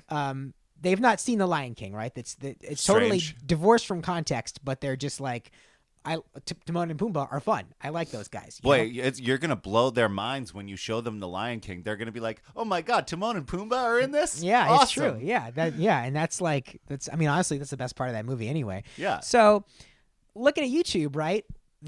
There's also the performance from the newer Jon Favreau live-action Lion King, wherein Timon and Pumbaa are played by Billy Eichner and Seth Rogen. And I didn't know that. That's funny. Let me tell you good something. casting. But I have such new appreciation for Nathan Lane's performance as Timon in Lion King because, man, that guy is on fire. Yeah. With that vocal performance. Yeah. It's incredible. And, Billy Eichner's great, right? Yeah, sure. But he's not Nathan Lane. Yeah, you watch them, Seth Rogen and Billy Eichner doing it, like both of those guys. It feels so flat. Oh, really? Yeah. Oh, that's too bad. It feels so flat and I'm not even seeing it visually, right? I've heard people complain about like the visuals of the new Jon Favreau Lion King. I'm only just sort of looking at the video to make sure it's not some thing that some freak put on YouTube to scare kids, where it's gonna like It's got there's gonna be swastikas like a Slender Man's gonna pop up Yeah, for a frame. yeah. Like other than that, I'm not really looking. I'm just listening. I'm holding the phone up over their heads while they're lying on the bed getting boogers removed by their mother. So.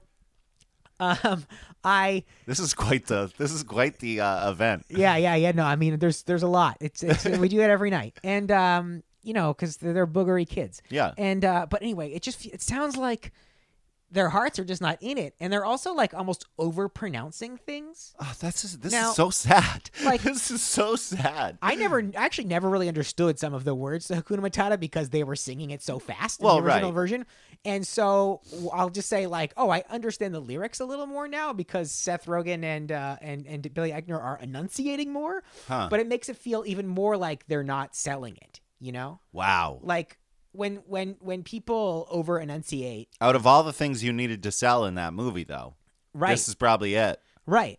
Ugh. And the other thing about it too is that a lot of the song Hakuna Matata keeps stopping for jokes, Sure. and they do that too. But the jokes in this one are kind of like almost commenting on the previous version of like they don't do the exact same joke. They do like a variation on it that's Okay. supposed to be like a callback. But I'm like, I don't understand. Like, are children supposed to watch this movie as a cover song version of the original Lion King? Yeah. Or is this supposed to be a new generation's new version of the Lion King? Right. The kids are looking at each other and like, that's super meta. Yeah. It's like, who is this for? Yeah. And, I don't get it. But again, every time I hear Nathan Lane's performance now, I'm like, that guy, incredible work. Yeah. Incredible work. I'm not totally sure it's all Billy Eichner and Seth Rogen's fault because it does almost sound like they recorded it in like Fantastic Mr. Fox style, where Okay. like you almost hear a little bit of the room too when they're talking, which is Interesting. not the case with like, the way that Nathan Lane's voice is recorded is like super dry, just his voice. You don't hear like the booth. When they recorded Fantastic Mr. Fox, they actually like walked around with microphones in like barns Yeah. and stuff. Yeah. So that's why it sounds the way it does, and it works for that because it's supposed to be kind of arch. But in the case of The Lion King, it just seems weird. I know this is so specific. Like, Yeah. We went down a rabbit hole. when I was complaining about like the audio mixing in the Ant-Man trailer on YouTube, like, Molly, shout out to Molly, was like tweeting at me like, other people don't hear this as specifically as you do. And I was Yeah. like, that's fair. However, it does affect the way you watch it and feel and see it. Even Yeah. if you don't know technologically what's going wrong, like you can watch a movie and not understand the 180-degree rule, but if the movie breaks the 180-degree rule, it does lessen your enjoyment and comprehension of the movie. Sure. Everybody, every single person. Okay. And I think that's true too about like all the little nitpicky audio things that bug me. Yeah. I think it bothers people on a level they don't register. I will say the Ant-Man trailer came on before Black Panther Wakanda Forever, and they'd fixed it. Yeah. That little stutter step between convict or whatever he says is gone. So Interesting. they fixed it eventually. They've read your Twitter feed. Yes, and they were read like, my, oh, shit. they read my Twitter Somebody feed. caught us. Yeah. So anyway, Laura Laurent. Laura Laurent. It's a great song. It's a great song, but it literally, to me, it sounds like it's from the original album. What I like about this whole one reason for existence for this whole re-recording project is that he is definitely kind of recapturing the experience of seeing him live, where it does feel like he is modifying or just kind of like winging some of the lyrics. And like, of course he would. How is he going to remember every single lyric to all of his songs? His songs are so wordy. Right. So it's kind of fun to hear him almost like riff a little bit or like kind of play around with the meaning of it. There is, the one that I love so much is in Landlocked Blues, when he says, and you may be offended, I know I was afraid. Yeah, that's true. When I heard it on there that he did it, I was like, yeah! Yeah, I like that. I love that change. I can't remember where I heard it initially. Like, maybe the live album? Speaking of that, just to jump ahead for a second, obviously we're just talking about all these albums. And I do think... Wait a second. What? I'm looking at the lyrics of this. I haven't listened to this song a million times yet. Yep. A box full of suggestions for your possible heart, and you may be offended, and your power was afraid? No, that's just a miss. That's yeah, right? A lot of these lyrics are generated through an AI program, so Yeah. they don't necessarily get it right. I didn't expect it to but that was weird. Yeah. No, so, all right. So, one thing I love about having another version of Landlocked Blues, there's now 3 versions of this song that are recorded. I know. There's one foot in front of the other. There's Landlocked Blues on I'm Wide Awake It's Morning, and now there's this new version of There's Landlocked 4 Blues. because there's a live version too. That's true.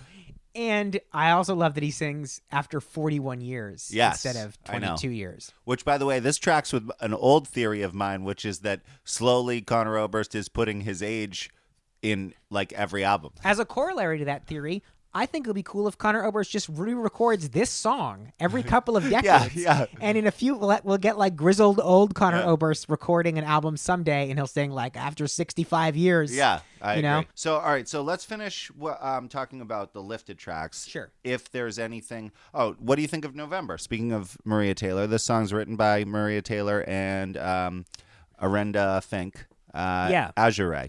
Yeah, actually, something that I think is really notable about this this set of albums is that there's one cover on each, and those covers are all songs that I think were already significant to us.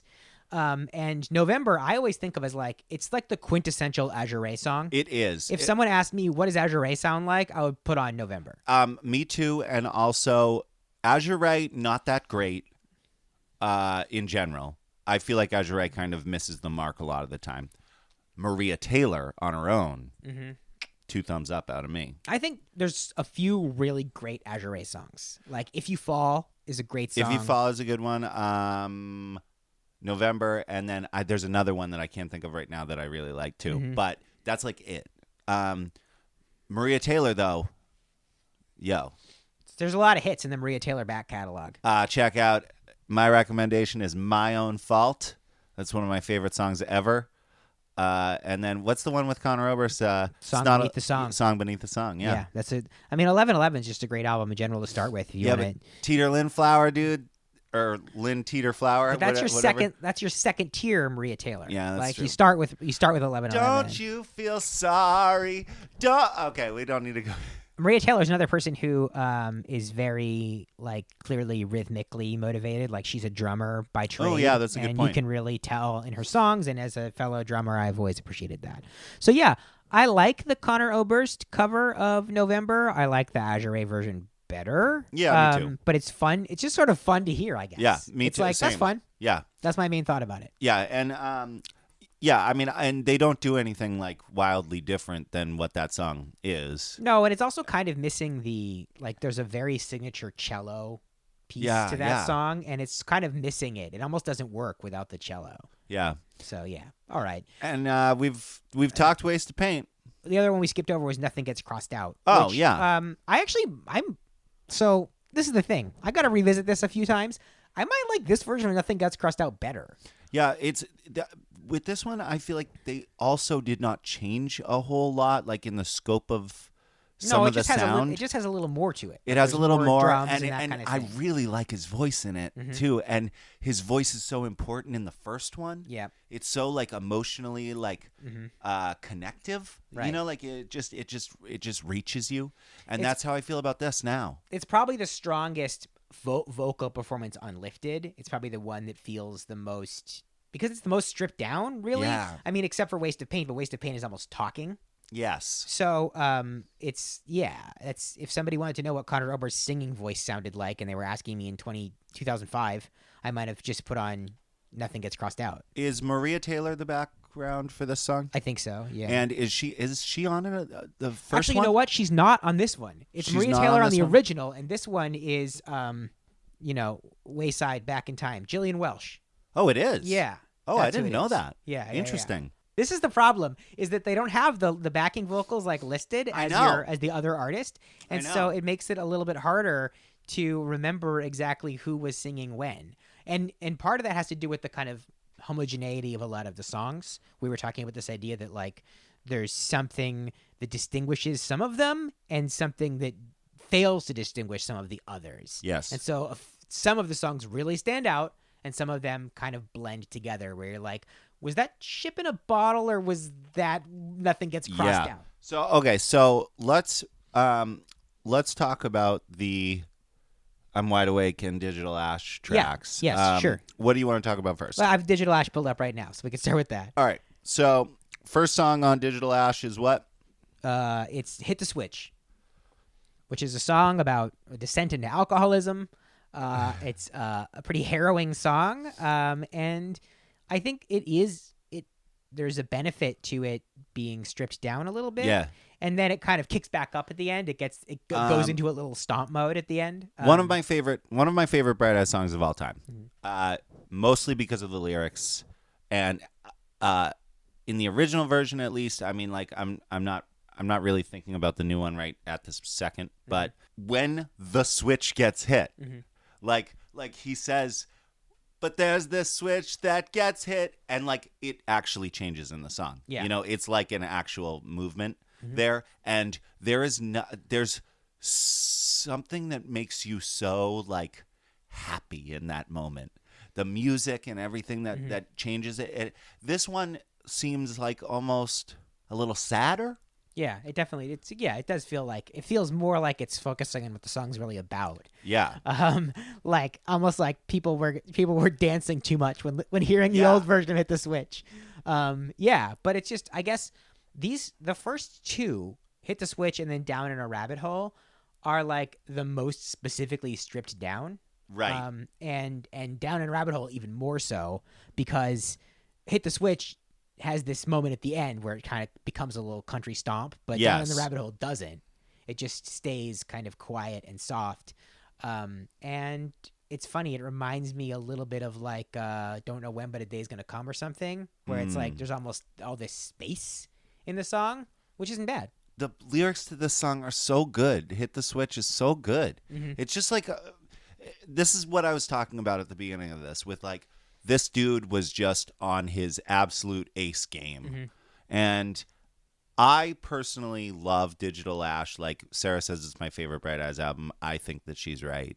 And hearing these songs, I don't think that they're as good in this form overall.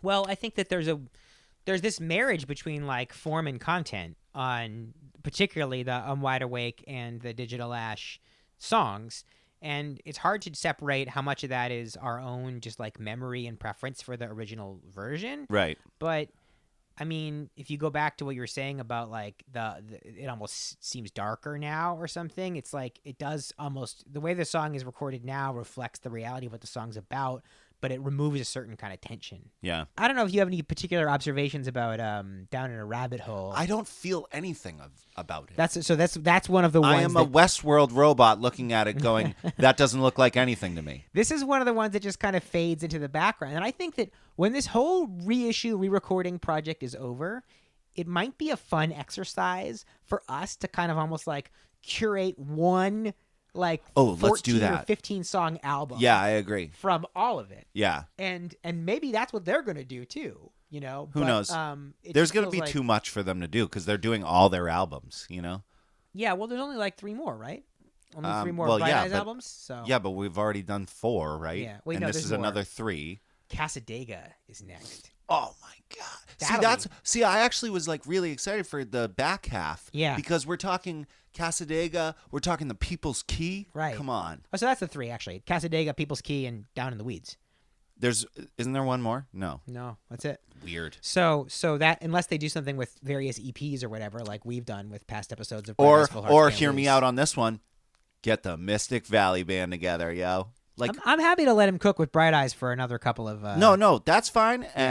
But dude, like, I think that Mystic Valley is like my favorite incarnation of Conor Oberst. Sometimes, like, as far as like actual listening. You Well, know? my Spotify data can't lie, and Bright Eyes is clearly my favorite iteration of Conor Oberst's Yeah. work.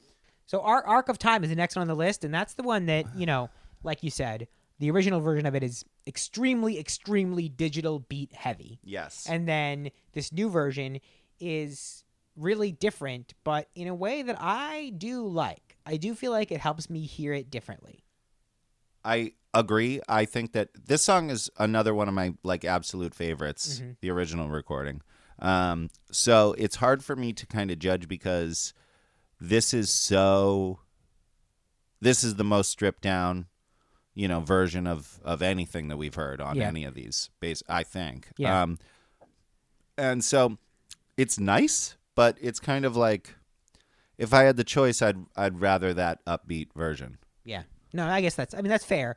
I think that Kate Crutchfield from Waxahachie really saves this one because I think that her voice and Conor Oberst's voice almost clash in an interesting way.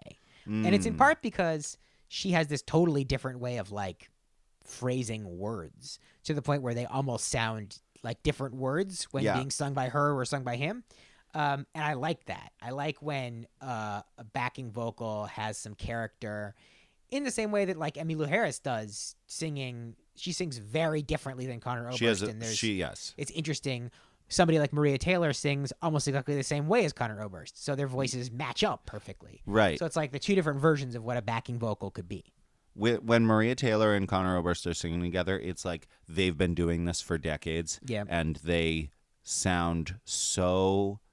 It's like one instrument. Right. And Conor Oberst and other people, like I think Phoebe Bridgers has that with him too a little bit. Yep. But a lot of the Phoebe Bridgers stuff, it's almost like, yeah, well, you heard Maria Taylor do it. Sure. You know what I mean? They're doing their own different thing, but like a lot of that sound is like, yeah, Well, let's do that again. I think that's something that's kind of interesting about people like Phoebe Bridgers and Christian Lee Hudson is like these are people that were raised on the same music we were. Yeah. And they're creating their own version of it, but it's like that's their signposts. Isn't it so funny that people gave Phoebe Bridgers shit for being Elliott Smith, but like Christian Lee Hudson actually is Elliott Smith? I think, I guess that could be true. I feel like Christian Lee Hudson is much wordier than Elliott Smith. Christian Lee Hudson is, in my opinion, like basically the greatest guy in the game right now. I am obsessed with that guy. I really like so Quitters, his second album, it didn't hit me as hard as No, me Beginners, either. but I mean, yeah, for like 2 straight years, Beginners was like I was listening to that album in full, Yeah. almost every day. Single for the Summer is, I want it, if they can do a tattoo inside your body, I want that tattooed inside my body. I love that song so much. Yeah, that's a good song. All right, so let's talk about so I don't know. What about Ship in a Bottle? To me, that's another one of the ones that blends into the Yes. background. Yes. And then we get to Agenda Suicide, Yeah, which is incredible. which is a yo. cover of a Faint song, which I would probably say if you've never listened to The Faint before, Agenda Suicide, sort of like November is the quintessential Azure Ray song. Yeah, Agenda Suicide is kind of the quintessential The Faint song. agreed. A lot of people got interested in The Faint very early on. Like they had an album called Blank Wave Arcade, and there's like, I mean, there's a song called like Sex is Personal. Is that the one that? Yeah. What's the one that? Yeah. What's the one that's about like the strippers? No, that's Worked Up So Worked Sexual. Up So Sexual. Worked Up yeah. So Sexual. A lot of songs with sex in the name on that album. Yeah. So Worked Up So Sexual was like a big Faint song. I can't remember what else, but to me, between that first album and all the rest of them, they really beefed up their sound. And so Agenda Suicide is like the announcement of what their sound is going to be like. Dance Macabre is the album, and it is so good. Yeah. Like, that album is incredible. And everything about it, too. Like, the cover art, and like... It's iconic. It really is. Like, Yeah. It's perfect. And them doing this... Also, for what it's worth, the Digital Ash tour was with... not Arcade Fire. The Faint. The Faint. Yeah. So like, I think that's why they picked this song to do, and also the fact that obviously it's a digital album, and the Faint are like the quintessential digital band. And also Clark Backley, the drummer from The Faint, was Right. the drummer on Digital Ash. Right. And so a lot of the drum textures that really define that album are, in large part due to Clark Backley's I would drumming imagine abilities. Todd Backley being like, "Yeah, you stole our sound," like because he's kind of like that. Yeah, he is kind of like that. That's true. Yeah. I love this song as the choice because it is so relevant to today. Like, as far as like, it's sort of like attack on capitalism, Yeah. basically. yeah. I mean, now granted, you could probably say that it was relevant at all times since its inception, but Yeah. like, and even before, but like, it just feels very like a great choice to put on this. You know? And it was when that song, the original song is so robotic. Yeah. That I was kind of having a hard time imagining what the Conor Oberst version would be like. Me too. And I thought it was cool. I thought it was interesting. It actually honestly sounds like something that Conor Oberst might have recorded 15 years ago. Yeah. That would be on like a, he did used to record those kind of things sometimes. So it did feel like, I don't know, it felt very in character. Yeah. It fits really well. I think this is the best cover across the board so far. I think you're right. Yep. Yeah. Of the three of all of them. 6 we've heard so far. Yeah. Sure. I think it's the best one. And more notably, I don't love the Elliott Smith cover. I don't, I actually feel like I feel negatively towards a lot of the covers. Yeah, that that I've heard cover so of far. St. Ides Heaven from back in the previous set is like probably my least favorite song of this entire project. I think I've only listened to it once. Me too. Obviously, we'll talk about the Towns Van Zandt song too. Yeah. So let's. So the last one is Goldmine Gutted, which I think is the best one. I think it's the best song on this set. I think you're right. And it was purposefully chosen as the single. Right. In some ways, even I've already talked about my love for this re-recorded version of Waste of Paint. In some ways, though, I do think that Goldmine Gutted is the best song of these 18. I agree. Yeah. Maybe. And and let's go into the I'm Wide Awake It's Morning, because I think it's possible that I think Old Soul Song is the best out of all of these. Okay. But interesting. Just as far as like across the board, Right. everything that I think about him. So the first song is Old Soul Song. I feel like we've already talked about Old Soul Song. I'm pretty sure this is the one that came out as the single. Yeah. I will say that I feel like I'm coming around to that line about a wall of new TVs. You know, Yeah. I always say that I don't like that lyric very much. I kind of like it, and I guess what I'm thinking about is, I don't know. I guess I've been like reading more books lately, and I've also been watching Andor, and it's got me thinking a lot about like really great lines. Okay. Like Andor has like a bunch of great lines, and one thing that's so good is that they'll land on them again in all the previously ons sometimes just to like remind you and get you so hyped about this show. There's this scene where Stellan Skarsgård says to Andor, he says, "Don't you want to fight these bastards for real?" And not only is it crazy to hear someone say bastards in a Star Wars show, but also it's just like when he says it, you're like, hell yeah, man. Like, yeah, dude. There's so much like fist pumping stuff in Andor. And anyway, it's a great line. But I was thinking about the Wall of New TVs thing, and I was thinking, how would that look as like the last line of a chapter in a novel? And I'm like, it would be badass. Okay. Like if I you, like that. Like if you read that in print, you'd be like, yeah, I love this. So I don't really know what my problem was with that line before, but I'm on its side now. I really enjoy. This is also like this is kind of like with the Agenda Suicide. This song feels very relevant today in that it's about like a protest. Yeah, you know, sure. like That's and true. I was like, I like that that you released it as the single. Mm-hmm. I like that you opened with it. Yep. And then we get a new version of First Day of My Life. It's so good. Yeah, I like it a lot. I love this. Yeah. Like as soon as it started, I was like, fuck yeah, this is great. We've obviously already given Conor Oberst a lot of props in the past about the fact that, like, despite the fact that this song was a smash hit, he's really never seemed to lose any enthusiasm for it. Yeah. Like, he's always seemed to like this song, even Yeah. though it's like a big hit. It's probably the song people yell at him to play sometimes when he's at shows where it's not like all a bunch of hardcore fans. Yeah. But he's like, he always plays it. Like, Yeah. almost always. Yeah. And doesn't seem to be bummed out by it. I feel like I've probably given this example before, but like when I saw Iron and Wine, he did that song from Twilight, I was a slick wet boy, whatever the song is. Flightless Bird, American Mountain. Okay. That's the name of that song. He just felt like he was kind of like just trying to get through it. Well, what about when we saw David Dondero and he started My Fuse Is Lit and the room erupted and then he stopped? Yeah. I also Josh Ritter did that when we dated that World War III song. Yeah. Last Temptation of Adam.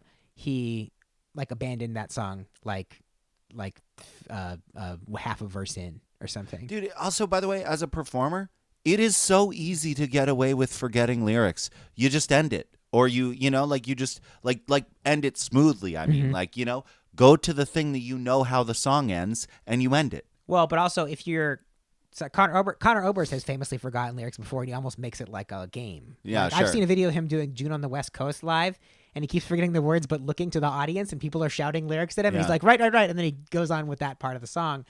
I saw Anais Mitchell do that too one time. Anais Mitchell couldn't remember all the words to Shenandoah, one of my favorite songs, and she kept like looking at people in the audience for like, help me out, how's this next verse start? And Anais Mitchell's like such a fun, like personal performer too. Like you literally feel like I've gotten to sit in very small rooms with her performing anyway, but even if you were in a big space with her, you'd feel like she was sitting in your living room singing to you. I played a show one time in a basement, okay? I was so drunk that I do not remember it, but I vividly remember the audience singing all the whole set, basically, right? I was like blackout. Afterwards, I was like, yeah, the show went great. And the band was like, the show was torture.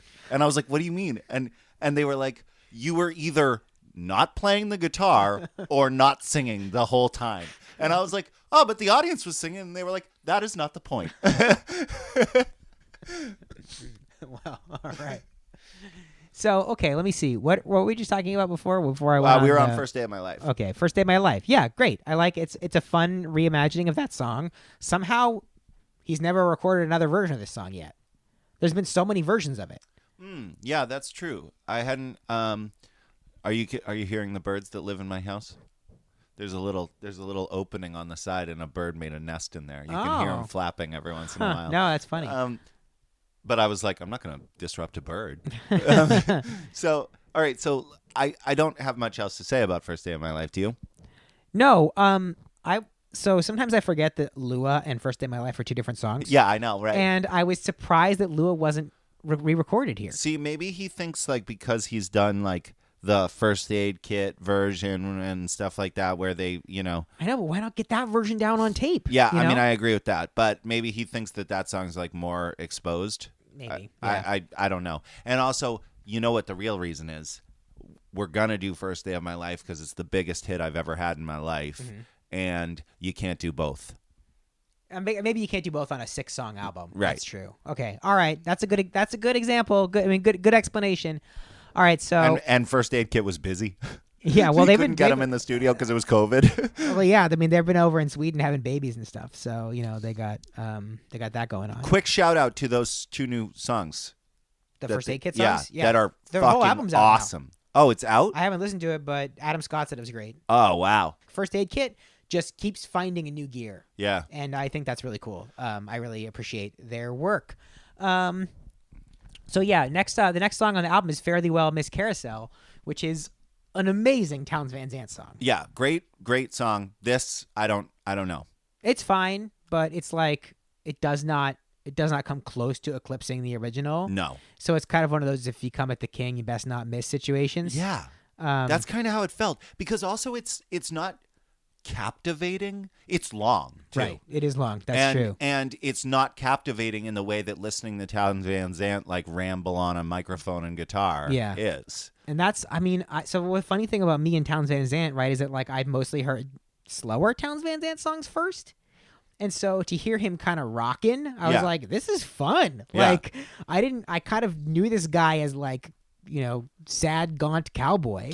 Yeah, that's what I think of him too. Yeah, and now we're rocking out. Yeah. So I mean, what I would say about this is like, if you haven't listened to this Bright Eyes companion album yet, when you get to track 3 on I'm Wide Awake, just instead look up the original Affair of the Elvis Carousel and listen to that instead. I would agree with You'll that. have a much better time. Yeah. And also it's good to know about Townes Van Zandt because he's not one that is well known. Mm-hmm. And he's a fucking legend. Yeah. You know? No, he's great. So then we have We Are Nowhere and It's Now. Yeah. Amazing version. Yes, it's true. And it I don't know, there's again, I love Emmylou Harris's vocals on I'm Wide Awake It's Morning, but they are so prominent and specific. Yep. That like when you think about the lyric like I haven't been gone very long but it feels like a lifetime, you mostly think about Emmylou Harris and the way she kind of sings it past him. That is true. And so it's kind of nice to listen to this song in a different way. It's like I don't think it's better than the original version of We Are Nowhere and It's Now, either. but it's nice to hear. This is again, I know I keep landing on this. This is again a perfect example of just what an absolute fucking songwriting beast Conor Oberst was at the time. Yeah. This song's perfect. Yeah, I love this. Like song. the lyrics are perfect. Mm-hmm. It's just this guy can nail an opening like no other, by the way. I was thinking about Old Soul Song with Gray Light New Day leaks through the window. Yep. And then if you hate the taste of wine, how come you drink it till you're blind? Yep. Like what a great way to open a song. Yeah. I really like this version. And this is one of those tracks where you feel like you don't feel, oh, it's not as good as the original, or oh, this is way better than the original. Uh-huh. It's kind of like on par. Right. And this is, I think, the one I was listening to when I started to think about. I was kind of thinking that of the three companion albums that just came out, Wide Awake is probably my least favorite because the sentimental favorites are on Lifted. I agree with you. Yeah, the Digital Ash reimagining is the most successful reimagining, and then there's I'm Wide Awake. Yeah. But here's what started to turn me around on it a little bit, was I was like, one thing I love about it is that John Theodore, current drummer for Bright Eyes, is very clearly like interpreting the Clark Backley Digital Ash drumming style and porting it over to I'm Wide Awake. And just thinking about that, how one drummer does an impression of another on a different kind of song, it's like hearing that guy from SNL do the Bob Dylan performing Jingle Bells through the ages. It's this weird act of interpretation where it's like you as an artist have to understand something fundamental about this thing that you're impersonating in order to be able to do it in this space. That's so true. And so I Have guess you seen? Sorry. Yeah, go ahead.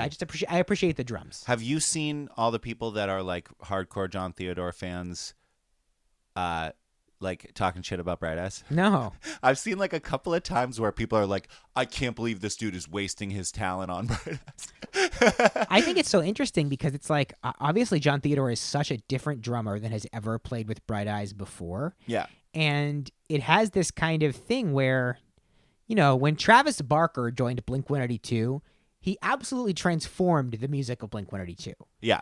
Successively from album to album. Yeah. Whereas they eventually became almost like they were playing like kind of like hip hop beats with their songs, which does not work with Blink-182. But you know, but they actually, when they just released a new song not too long ago, it feels like this strange marriage of all of their modern sensibilities, and it's like, oh, this actually might work. Yeah, I did not love that song, but I was excited to at least see the Blink-182. Yeah. It's like it's fun to have the boys back. Yeah. No, it's not. It's not like a great song, but it's like it's fun to feel like they're on a path.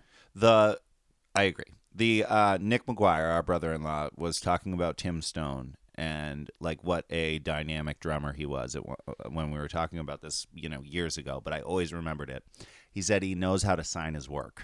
Yeah. And sure. that's how I kind of feel about John Theodore in Bright Eyes. It feels different. Yep. Certain stuff you just notice and you're like, whoa. Yeah.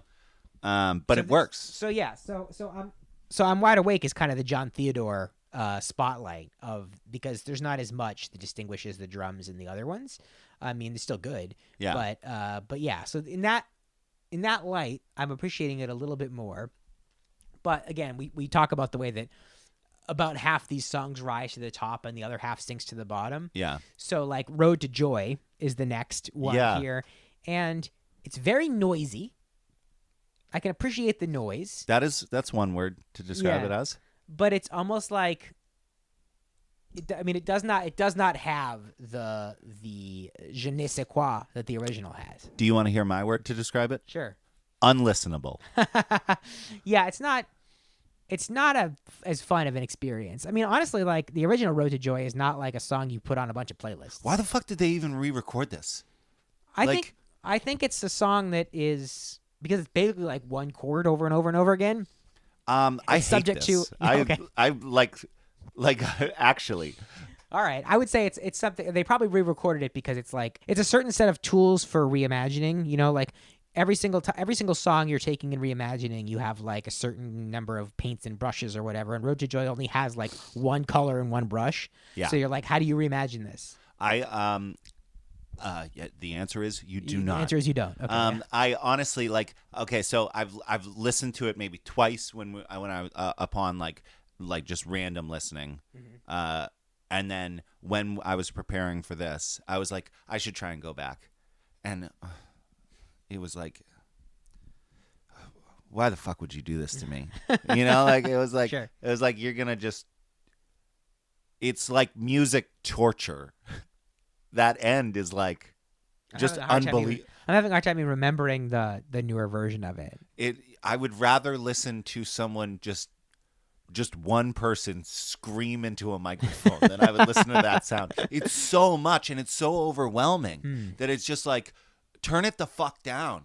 I think my threshold for being overwhelmed is like incredibly high in terms of sound. Like at any given time, I have two children talking to me simultaneously. Yeah. So it's like where like right now we have all these inflatable Christmas decorations up. They just got another one. They came home with their grandmother with a inflatable Grinch who's like 7 feet tall. Okay. And they have them in the house. Of course they do. The fans that make these things going are like humming all the time, right?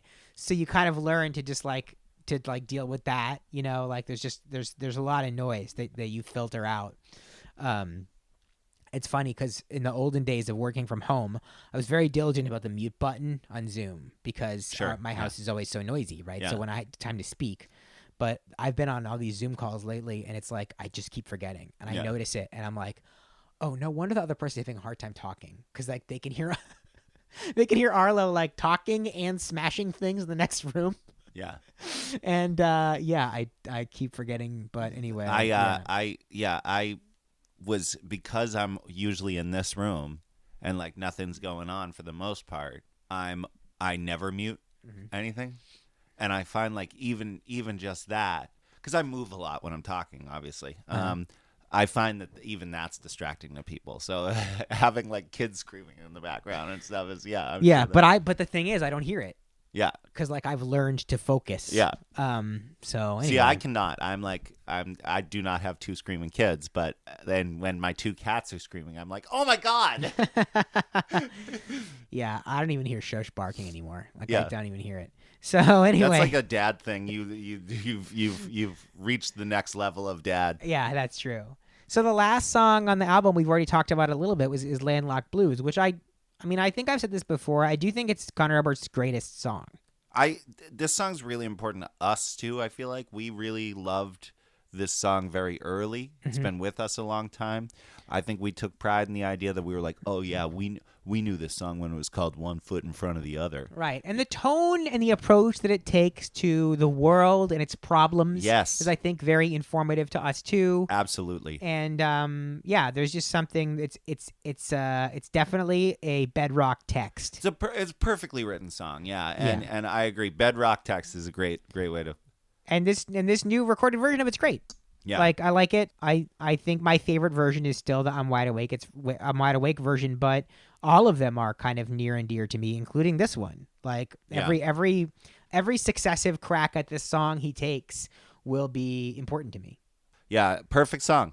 Nothing like it. Perfect. Well, all right. So that's our conversation about the Bright Eyes reissues. Next time on Triple Spiral, it'll either be the end of the year or the beginning of the new year. Yeah. And so we will talk about our favorite things from the year, like our triple spirals from all those things.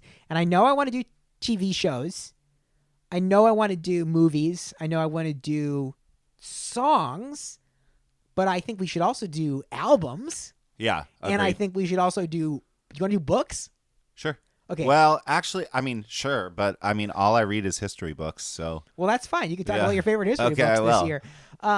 So, yeah, because I think I've probably managed to read like 10 or 11 books this year. I wanted to. Yeah. I wanted to try to read like a book a month, and I there's been bursts and blooms, but I do think I pulled it off.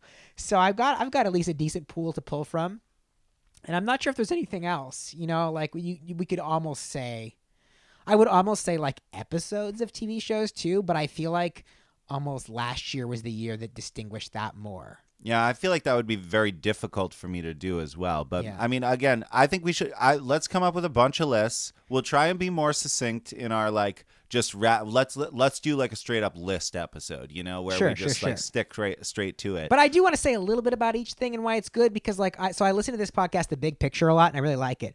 But sometimes they'll be doing like their lists, and they're like, and they don't stop to say why. They're like, yeah, so my number 5 pick for the best movie this year is this, and then they just kind of like move on. Yeah. And you're like, no, tell me about why. Yeah. That whatever. Okay, Top Gun Maverick is your number 5 pick. So even though I don't know if you planned this, but I did not. But give me your triple spiral on these 3 albums. Not each album, but I mean like pick 3 out of these companion pieces. Sure. So number 1's Waste of Paint. Yep. And number 2 is Goldmine Gutted for sure. That's number 1 and number 2. And honestly, just for like sentimental reasons, I'll say Landlocked Blues is my number 3. Okay, I think it's gonna be number 3 is Waste of Paint. Mm-hmm. Number 2 is Goldmine Gutted, and number 1 I think is First Day of My Life. Really? Yeah. Okay. It's so cool to hear it like this, and it's hard to not. Waste of Paint they could be flip flop 3 and 1, but like that, like just for what it stands for. That's the beauty of a top 3. That's something that we have on this show that's proprietary. Yeah. And I think really helpful is there's something. There's the frisson of a top 3 list instead of a top 5 or a top 10 is compelling. Yeah. And I think we'll really get into the specifics of a top 3 list next time on the podcast. So yeah, thank you for listening, and we'll talk to you soon. Bye. I love you. You can make a plan, carve it into stone, like a feather falling. It is still unknown until the clock speaks up, says it's time to go. You can choose the high